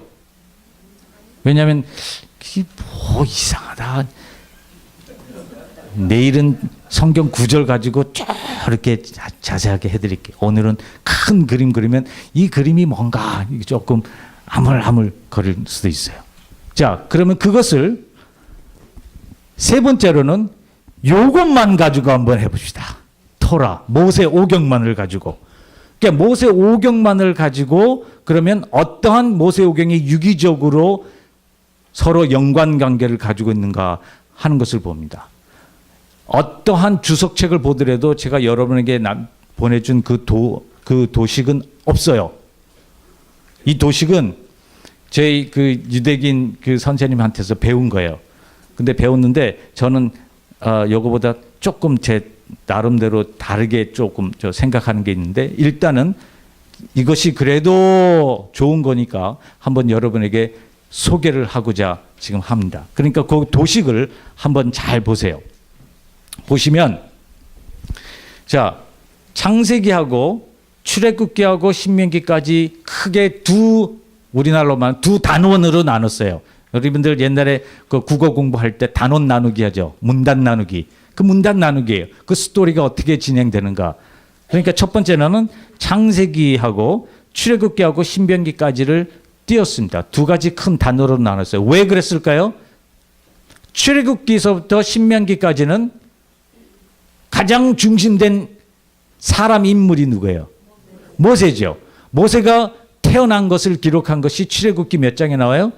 2장에 나오죠. 그 다음에는 전체적으로 모세의 죽음의 이야기가 뭐예요? 어디에 나와요? 신명기 34장 맨 끝에 나오죠. 그렇죠? 그러니까 우리가 문학적으로 본다면 출애굽기, 레위기, 민수기, 신명기는 어떻게 보면 모세의 일대기죠. 그래서 많은 문학가들이 이것을 바이오그래피, 모세의 자서전이라고 하는 그런 특별한 그 장르, 그런 특별한 용어를 써요. 비타 모세스 이런 식으로 씁니다. 그러니까 모세가 처음부터 모세 태어난 것부터 모세의 죽음까지 이야기를 하죠. 근데 그것도 조금 정확하지 않아요. 왜냐하면 우리가 자서전이라고 얘기한다면 자서전을 이야기한다면 출생서부터 죽을 때까지 우리의 모든 삶을 이렇게 조금 잘 공평하게 평등하게 이렇게 적잖아요. 그죠? 언제 어떻게 태어났고 어떻게 공부를 했고 어때 누구의 하이스쿨에서 누구 스윗하트를 만났고 뭐 어떻게 했고 이런 얘기 쭉 쓰는데 출애굽기에서부터 신명기까지를 보면 출애굽기 2장에 모세가 태어난 탄생 기사가 나와요. 출애굽기 3장에는 무슨 얘기가 나와요? 모세의 소명 기사가 나오거든요. 모세가 소명 받았을 때가 나이가 몇 살이었어요? 80세. 그러니까 출애굽기 2장에 모세가 태어났는데 출애굽기 3장은 모세는 벌써 80세예요. 그런 다음에 135장을 지나서 신명기 34장에 가면 모세가 죽었어요. 몇 세에 죽었어요? 120세. 그 얘기는 뭐냐면 출애굽기에서 신명기까지 전체적인 구조를 보니까 성경은 모세의 퍼스널한 그러한 역사에 대해서는 관심이 없는 거예요. 모세가 어떻게 공부했고 누구를 살고 그러니까 율브린너가 나오는 Ten Commandment 4시간짜리 영화가 또 나오잖아요. 이번 이스터에도 또 나오더라고요. 옛날 그 영화가. 왜냐하면 그 없었던 이야기를 이제 각본으로 생각해서 한번 꾸며보자는 거죠. 근데 성경이 관심 있는 거는 모세의 공생애, 우리 예수님의 공생애에 관한 것처럼 모세의 공생애, 모세가 하나님으로부터 소명을 받아서 그 소명을 완성할 때까지 그 40년간의 모세의 생활에 관심을 두고 있는 거죠. 그러니까 복음서에 보면 또 비슷하죠. 예수님의 자서전인데 예수님의 공생에 대해서 얘기하죠. 예수님의 어렸을 때 어디서 공부했고 어디서 장난쳤고 한 얘기는 누가복음서 2장에 딱 예수님께서 자라나실 때 지혜와 청명이 아주 하나님이 함께 계시다 한 절에 딱 끝냈어요. 그죠? 그러니까 자서전이라고 얘기하지만 자서전에서 특별히 포커스를 둔 것은 공적인 생애, 하나님으로부터 소명을 받은 이후에 예수님으로 복음서에 보면 예수님께서 마가복음에 예수님께서 세례 받으신 후에 그때서부터 모든 얘기가 나오죠. 그러니까 거기에 포커스를 두는 거죠. 개인적인 것에 대해서는 관심을 안 두는 거죠. 자, 그러니까 출애굽기에서 신명기까지는 모세의 이야기라고 한다면 그러면 창세기는 모세 이전의 이야기들이죠. 아브라함의 이야기든 노아의 이야기든 무슨 이야기든지 간에 모세의 이야기를 하기 위해서 전초적으로 서론식으로 해놓은 것이 창세기죠. 그러니까 유대 사람들이 이것을 뭐라고 얘기해요? 모세오경이라고 얘기하죠. 심지어는 모세가 창세기 때 태어나지도 않았지만 자, 어제 제가 질문을 하나 받았어요. 그 질문 하나 받은 것이 뭐냐면 아주 중요한 질문을 받았어요. 모세가 출애굽기 2장에서 모세가 태어났다면 창세기 이전에 태어난 사람인데 이후에 태어난 사람인데 그럼 창세기를 어떻게 썼어요? 중요한 얘기죠. 아주 그것 때문에 신학계에서 여러 가지 학설들이 많고요. 그것 때문에 신학교 교수들이 잘리기도 하고요. 그래요. 그러니까 중요한 질문을 하셨는데 우리 오늘 권사님께서 중요한 답변을 하셨어요. 제 답변이 아니에요. 권사님 답변에 의하면 이렇습니다. 우리가 우리 조상 알지 못하더라도 우리 조상님에 대해서 이야기를 쓸 수 있지 않느냐. 그죠? 그러니까 구전으로 내려오는 소식들을 그러한 것을 잘 종합해서 다 썼을 것이다. 단순히 하나님의 영감으로 된 것도 있지만 어떻게 보면 구전으로 내려오는 모든 것들을 다 종합해서 모세가 썼을 것이다 라고 하는 그러한 이야기들, 그러한 학설들이 있습니다. 그러니까 거기는 그 얘기에서는 거기까지 끝내고 중요한 얘기, 제가 하고 싶은 얘기는 창세기를 우리가 다 열심히 공부를 해요. 그래서 모든 사람들이 창세기를 공부할 때 특별히 창세기 1장, 2장 거기만 하고 3장까지 열심히 하고 그 다음 사람은 훌쩍 건너뛰거든요. 근데 그러시면 안 되고 창세기 1장서부터 50장까지 다 공부하신 다음에 그 공부한 것이 바탕이 돼서 모세를 통해서 하나님이 하시고자 하는 일을 볼 수 있어야 된다는 얘기죠. 왜 그러냐? 창세기 1장에 보면 하나님께서 세상을 창조하시되 이거 보세요. 모든 것이 선하다. 보시기에 선하다 했죠. It was good. 자, 그러면 창세기 맨 마지막 장이 몇 장이에요? 50장이죠. 50장 피세요. 창세기 50장. 창세기 50장에 보면 여러분들이 무슨 얘기인지를 알 거예요. 이 얘기가 무슨 얘기냐면 요셉이 이제 마지막에 이제 죽는 거죠. 요셉과 야곱이 죽고 나서 이제 요셉의 형제들이 와가지고 야곱 우리 아버지가 죽었으니까는 요셉이 나중에 우리 지금 해코지할 거다. 그러니까 또 속이자. 그래가지고 죄송합니다. 작당을 했어요. 작당을 해서 뭐라고 얘기합니까? 우리를 용서하소서 이렇게 얘기를 했습니다. 자, 50장 보면 50장 15절서부터 빨리 쭉 한번 읽어보세요. 요셉의 형제들이 그 아비가 죽었음을 보고 말하되 요셉이 혹시 우리를 미워하여 우리가 그에게 행한 모든 악을 다 갚지 아니할까 하고 요셉에게 말을 전하여 가로되 당신의 아버지가 돌아가시기 전에 명하여 이르시기를 너희는 이같이 요셉에게 이르라 내 형제들이 내게 악을 행했으리라도 이제 바라 내가 그 허물과 죄를 용서하라 하셨으니 당신의 아버지의 하나님의 종들의 죄를 이제 용서하소서 하며 요셉이 그 말을 들었을 때 울었더라. 18절 그 형들이 또 친히 와서 요셉 앞에 엎드려 가로되 우리는 당신의 종이다. 어제 많이 들은 얘기 아니에요? 어제 많이 들었어요? 요셉의 꿈. 창세기 37장에 나오는 요셉의 꿈. 요셉의 꿈 아시죠? 볕단들이 다 엎드리고 하늘의 별들이 다 엎드리고 여기에 바로 거기 약속이 성취가 되죠. 요셉의 꿈이 성취가 됩니다. 이거 보세요. 당신들은 나를 헤아렸으니 보면 19절 보면 요셉이 그들에게 가로되 두려움 마소서 내가 하나님을 대신하리이까 당신들은 나를 헤아려 하셨으나 하나님은 그것을 뭐로 바꾸자? 선으로 바꾸사 오늘과 같이 만민의 생명을 구원하게 하셨으니 만민의 생명을 구원하게 하셨으니 그것은 무슨 얘기예요? 요셉을 통해서 만민의 생명을 구원했다. 누구한테 하나님이 하셨던 약속입니까? 아브라함에게 하셨던 약속이죠. 창세기 12장에 너로 인하여 모든 사람이 복을 받게 되리라. 그러니까 창세기 50장은 창세기 37장에 나오는 요셉의 꿈에 대한 완성이에요. 그것을 더 넘어가서 어디에 완성이에요? 아브라함에게 한 약속의 완성입니다. 거기서 한 걸음 더 나가서 당신은 나를 헤아려 하였으나 그것을 하나님께서 뭐로 바꾸사? 선. 우리나라 말은 선이지만 영어로 보면 good. 어디서 나오는 말이에요? 창세기 1장.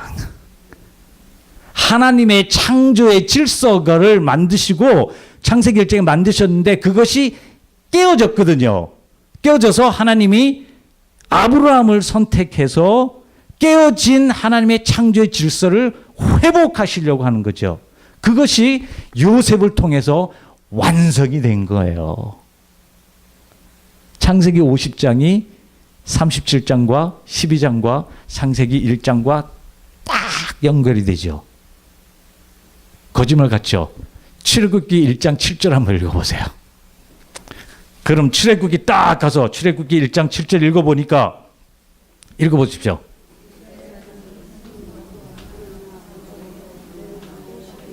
어디서 많이 들었던 얘기 아니에요? 생육하고 번성하고 땅에 충만하고 수가 많다. 어디서 많이 들었어요? 창세기 1장 28절 하나님의 창조에 대한 지상명령 똑같은 단어들이 나오잖아요. 그러니까 출애굽기는 하나님께서 선택한 이스라엘 백성을 통해서 깨어진 창조의 질서를 회복한 그것을 바탕으로 삼고 있어요. 이제 이스라엘 백성들이 이제 생육하고 번식해서 땅에 충만해서 강성해졌어요. 하나님께서 이 세상에게 주신 지상명령을 실행해 가고 있습니다. 그런데 8절에 출애굽기 1장 8절에 나온 게 누구에게요? 바로왕이 나왔죠. 바로왕이 나가서 이제 요셉을 알지 못하는 바로왕이 와서 뭐라고 얘기했습니까? 이스라엘 백성들이 강대하니까 이제 이스라엘 백성들에게 그들을 노예로 삼고 뭐를 하고자 해요? 계략을 세웠습니다. 무슨 계략을 세웠어요? 남자아이를 다 사내 아이를 죽여버리라는 거죠. 그럼 사내 아이를 죽여버리면 이스라엘 백성들이 어떻게 돼요? 예, 씨가 마르죠.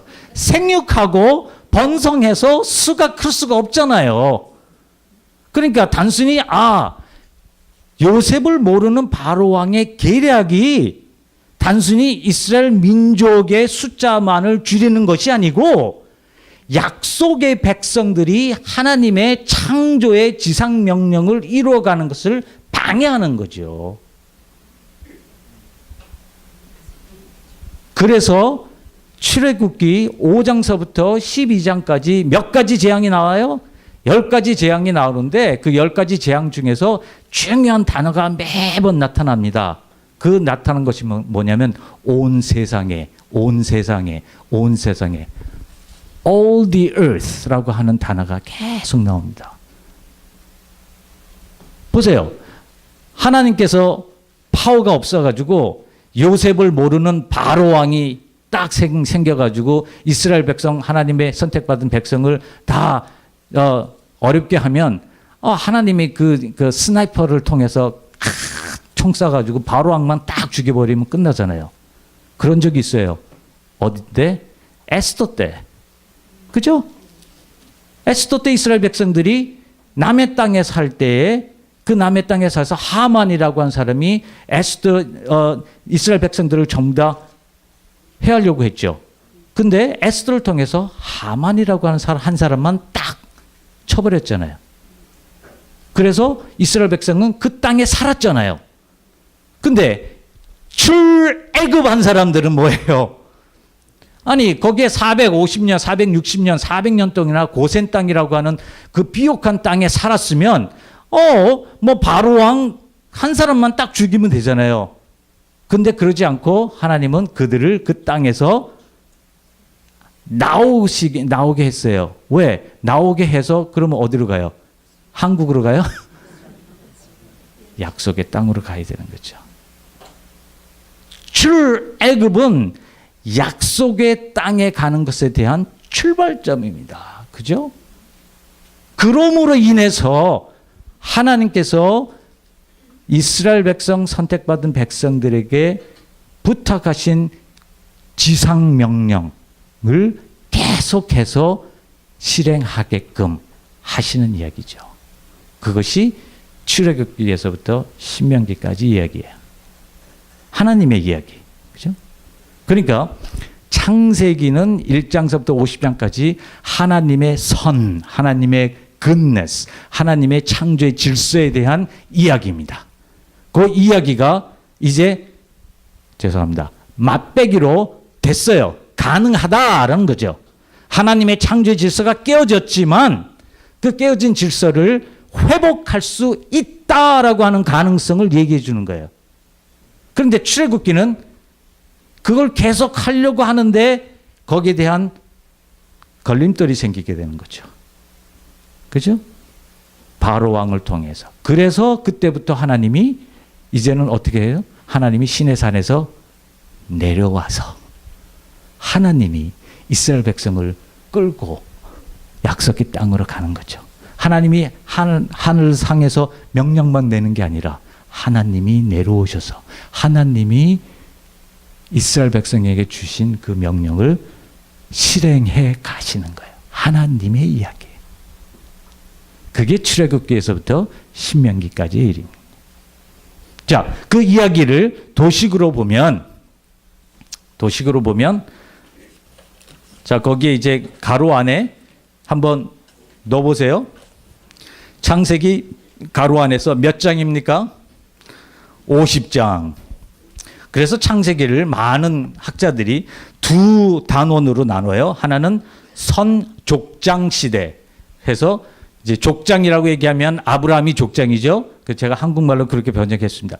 그 아브라함의 그 족장 그 이전의 이야기들. 그래서 많은 사람들이 이야기하기를 역사적으로 저 어제 얘기했죠. 역사 비평적 방법을 해서 정확하게 객관적으로 보자.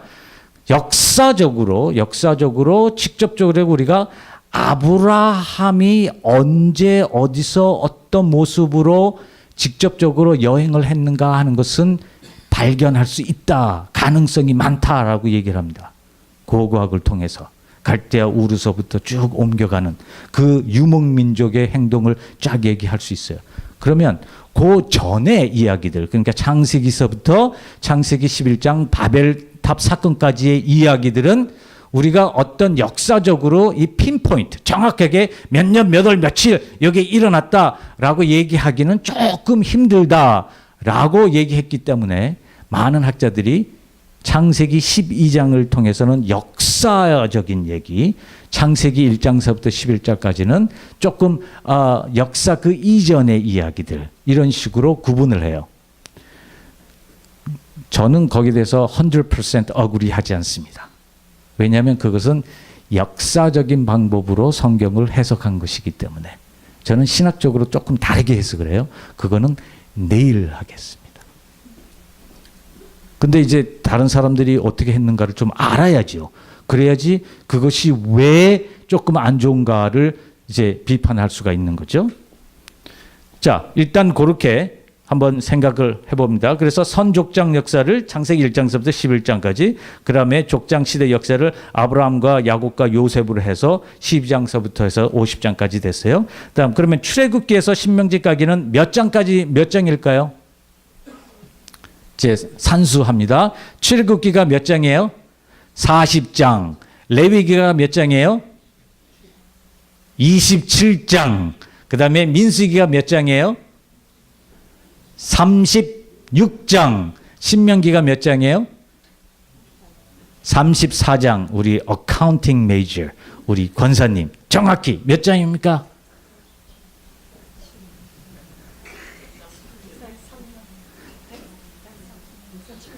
137, 138, 139 그 숫자일 거예요. 그죠? 그러니까 많은 숫자예요. 138장. 많은 장수가 모세의 일대기를 통해서 일어난 이야기입니다. 자, 그러면 그것을 어떻게 또 세분화하냐면 제가 네 가지 방법으로 해봤어요. 보세요. 첫 번째는 시내산까지의 여정, 시내산까지 가는 것이 출애굽기 1장서부터 18장까지. 왜냐하면 출애굽기 19장 1절 2절 한번 읽어보세요. 출애굽기 19장 1절 2절 한번 읽어보세요. 쉽게 말하면 지금 문단 나누기 하는 거예요. 문단 나누다 보면 거기에 의미가 들어가 있습니다. 출애굽기 19장 1절 2절.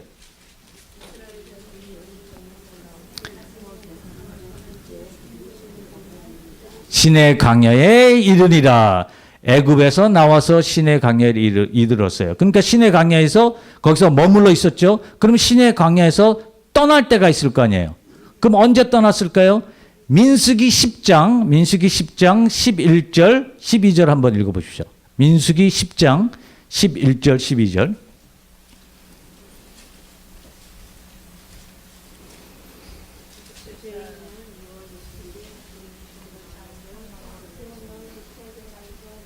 민수기 10장 11절 12절 읽어보면 구름이 떠오르매 그들이 시내 광야를 떠나서 바람 광야로 이제 옮겨가죠. 이제 그러니까 출애굽기 19장에는 이스라엘 백성들이 시내산에 왔습니다. 그다음에 민수기 10장 11절에서 이젠 출애굽을 떠났어요. 아니 시내산을 떠났어요. 그럼 시내산을 떠난 다음에 여러 다른 지형들을 이제 돌아다니지요. 40년 동안이니까 돌아다닌 다음에 결국은 한 곳에 딱 정착한 곳이 있어요. 거기가 바로 모압 땅입니다. 민수기 22장 1절 한번 읽어보십시오. 22장 1절.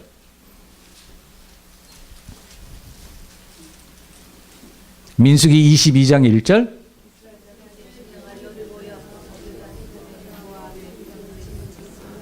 모압 광야에 진을 쳤더라. 그래서 신명기 34장까지 가보면 이스라엘 백성들이 모압 광야에서 떠나지 않았어요.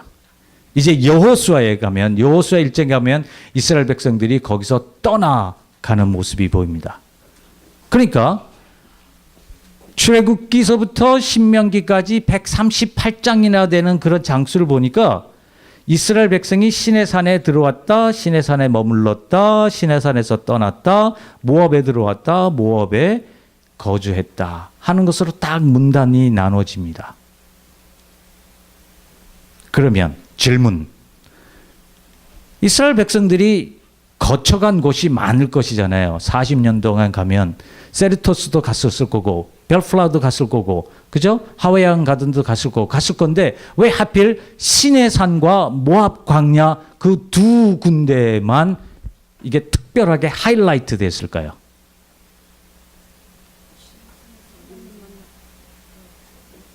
시내산 이야기는 출애굽한 백성들의 이야기고, 모압 광야의 얘기는 2세들의 이야기입니다. 그러니까 출애굽기에서부터 신명기를 쭉 읽어보면 이스라엘 백성이라고 하는데 거기에 구분이 없는 것 같지만 자세히 읽어보면 구분이 딱 있어요. 첫 번째 세대와 두 번째 세대. 제가 EM 리트릿 가서 설교할 때는 이렇습니다. 1세가 죽어야지 2세가 약속의 땅에 가지.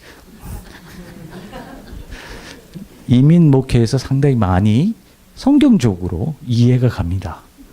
근데 보면 그렇다고 해서 1세가 다 나쁘다는 얘기 아니에요? 오늘 보세요.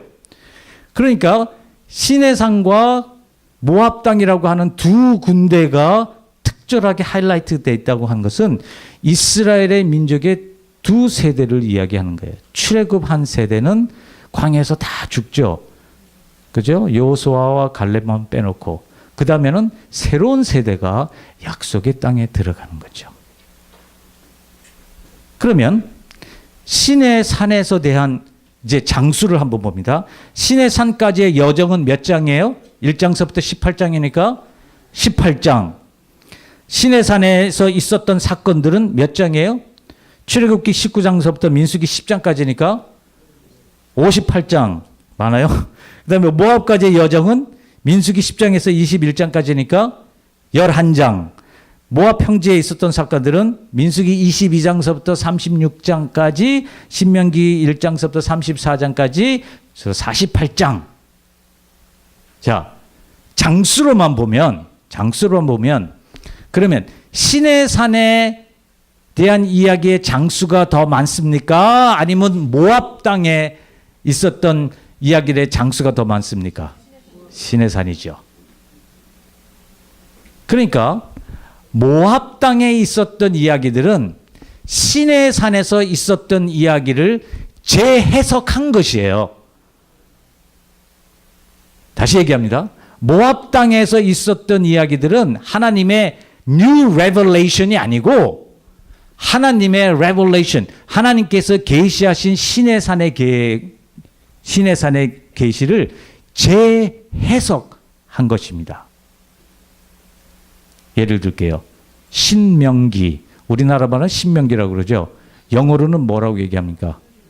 Deuteronomy. Deuteronomy 뜻이 뭐예요? 두 번째 약속이라는 거죠. 두 번째 약속이라는 것은 첫 번째 약속이 있었다는 거죠. 그럼 첫 번째 약속은 어디서 와요?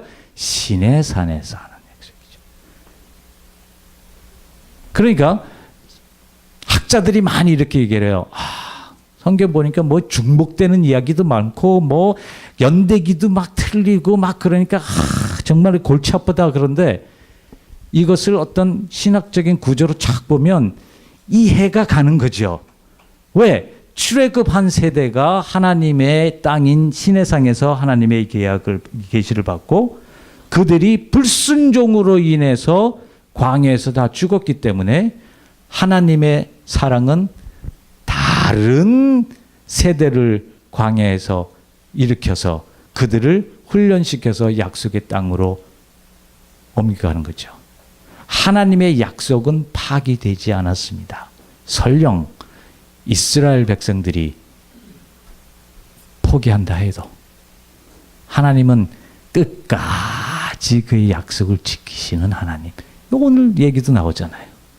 성경 쭉 전체를 보면 모세오경을 얘기를 보더라도 하나님께서 아브라함에게 하신 그 약속은 하나님은 결단코 지키시는 분입니다.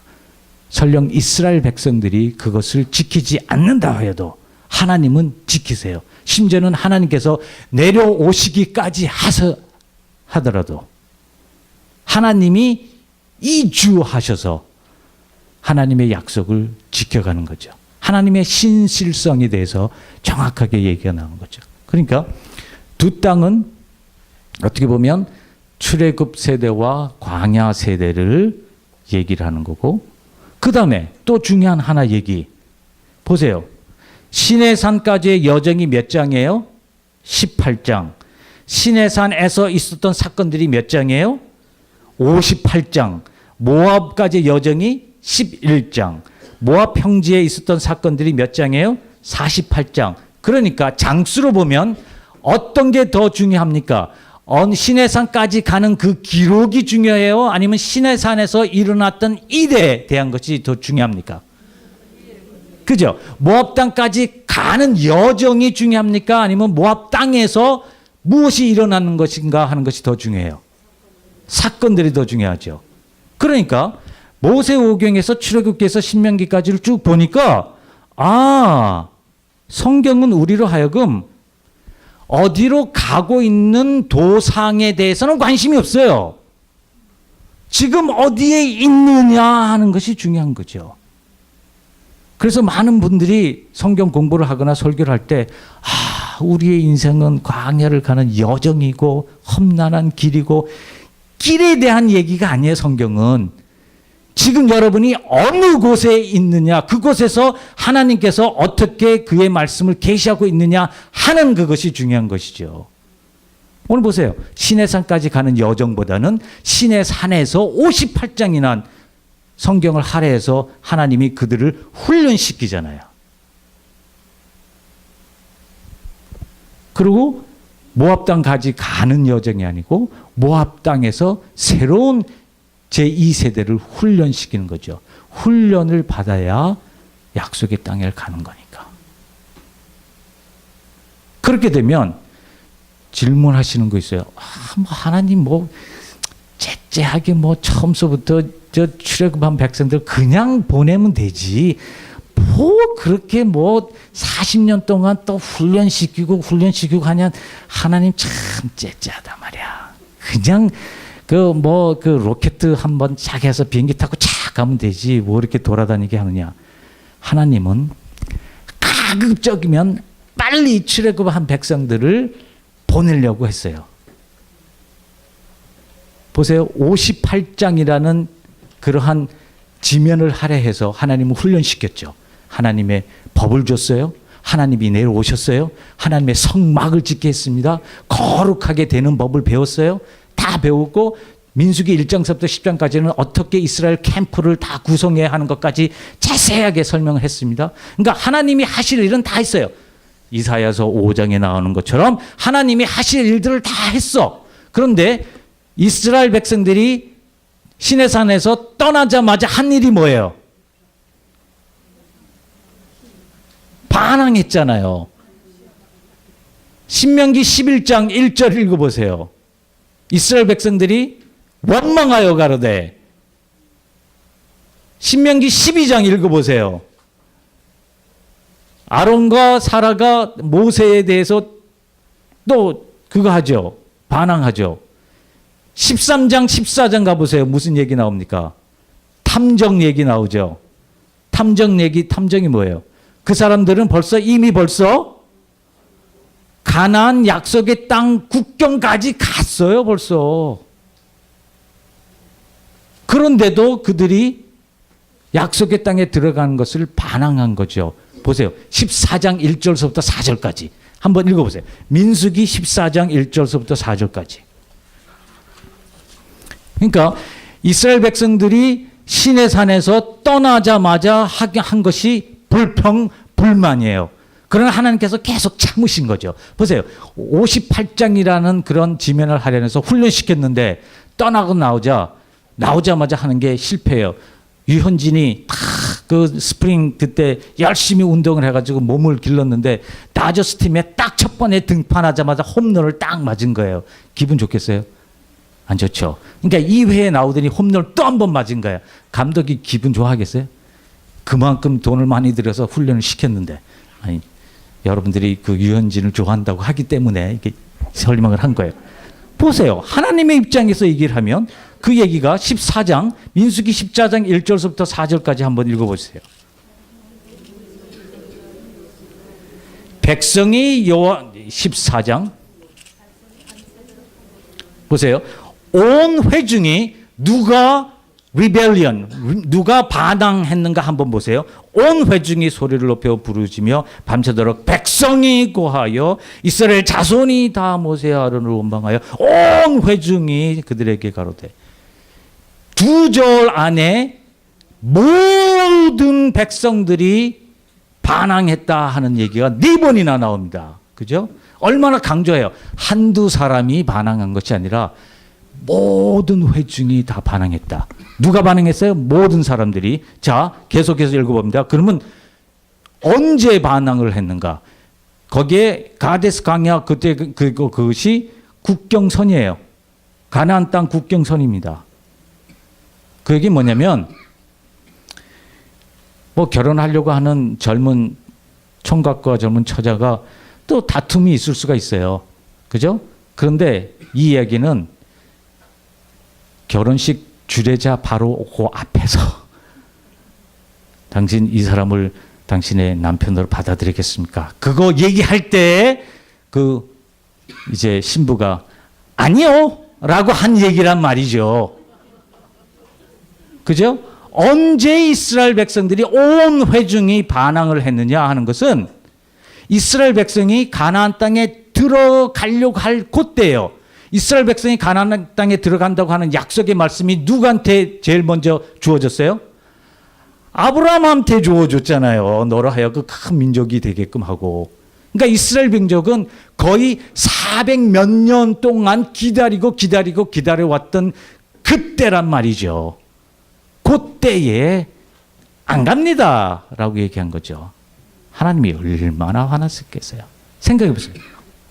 그 다음에 무엇 때문에 못 들어간다고 봤을까요? 그거 계속 읽어보세요. 어찌하여 여호와가 우리를 그 땅으로 인도하여 칼에 망하게 하는 거 우리는 우리의 처자가 사로잡히니 애굽에 돌아가는 것이 낫지 않느냐 하냐. 가나안 땅에 있는 사람들의 군사력 때문에 나중에 여러분들이 아시죠? 아, 그 사람들에 비하면 우리는 메뚜기와 같다라고 이렇게 얘기를 하거든요. 아니, 하나님께서 이스라엘 백성을 어디서 출애굽시켰어요? 애굽에서 출애굽죠.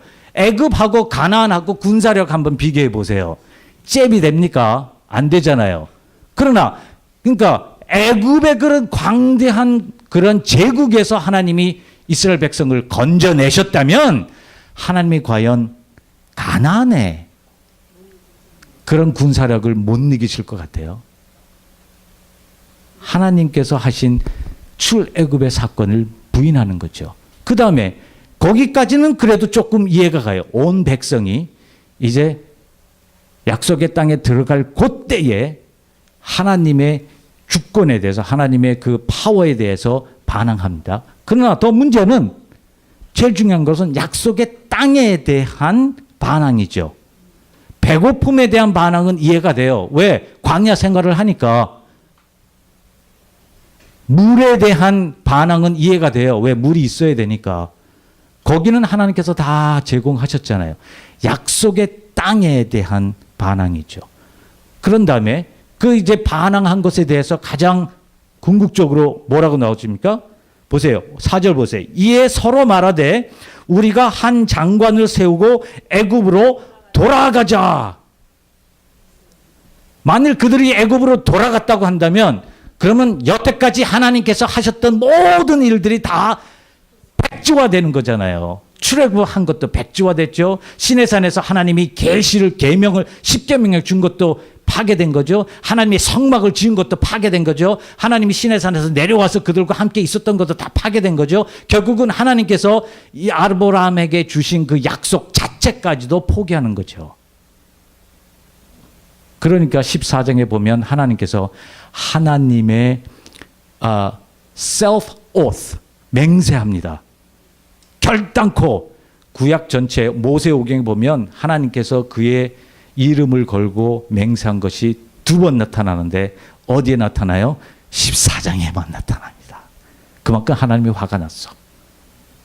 왜냐하면 하나님의 이스라엘 백성을 잘 훈련시켜서 가능하면 빨리 약속의 땅에 들여보고 싶은데 이스라엘 백성들은 하나님을 거역한 거죠. 그래서 하나님이 이스라엘 백성을 출애굽한 백성을 치셨고 그것이 이스라엘 백성에 대한 심판이죠.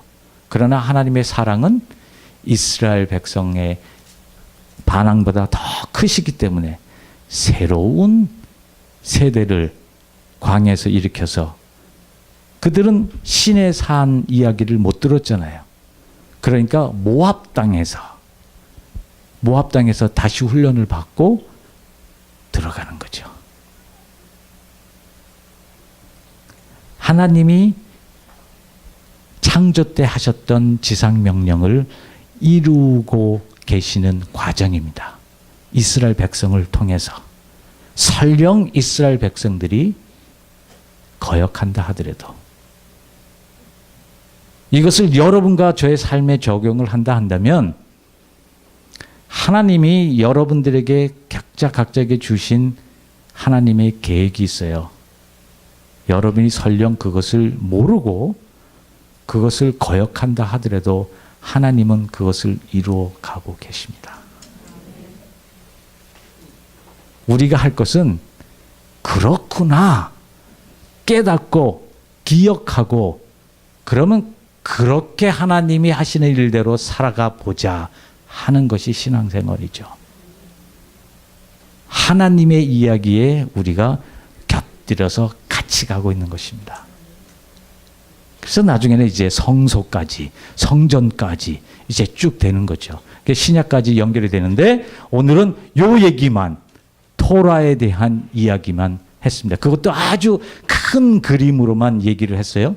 시간이 되면 그 역사에 대한 얘기도 하고 성문서 다 이렇게 얘기를 하면 그것이 제가 사실 저희 학교에서 우리 학생들에게 한 학기 동안 가르치는 강의예요.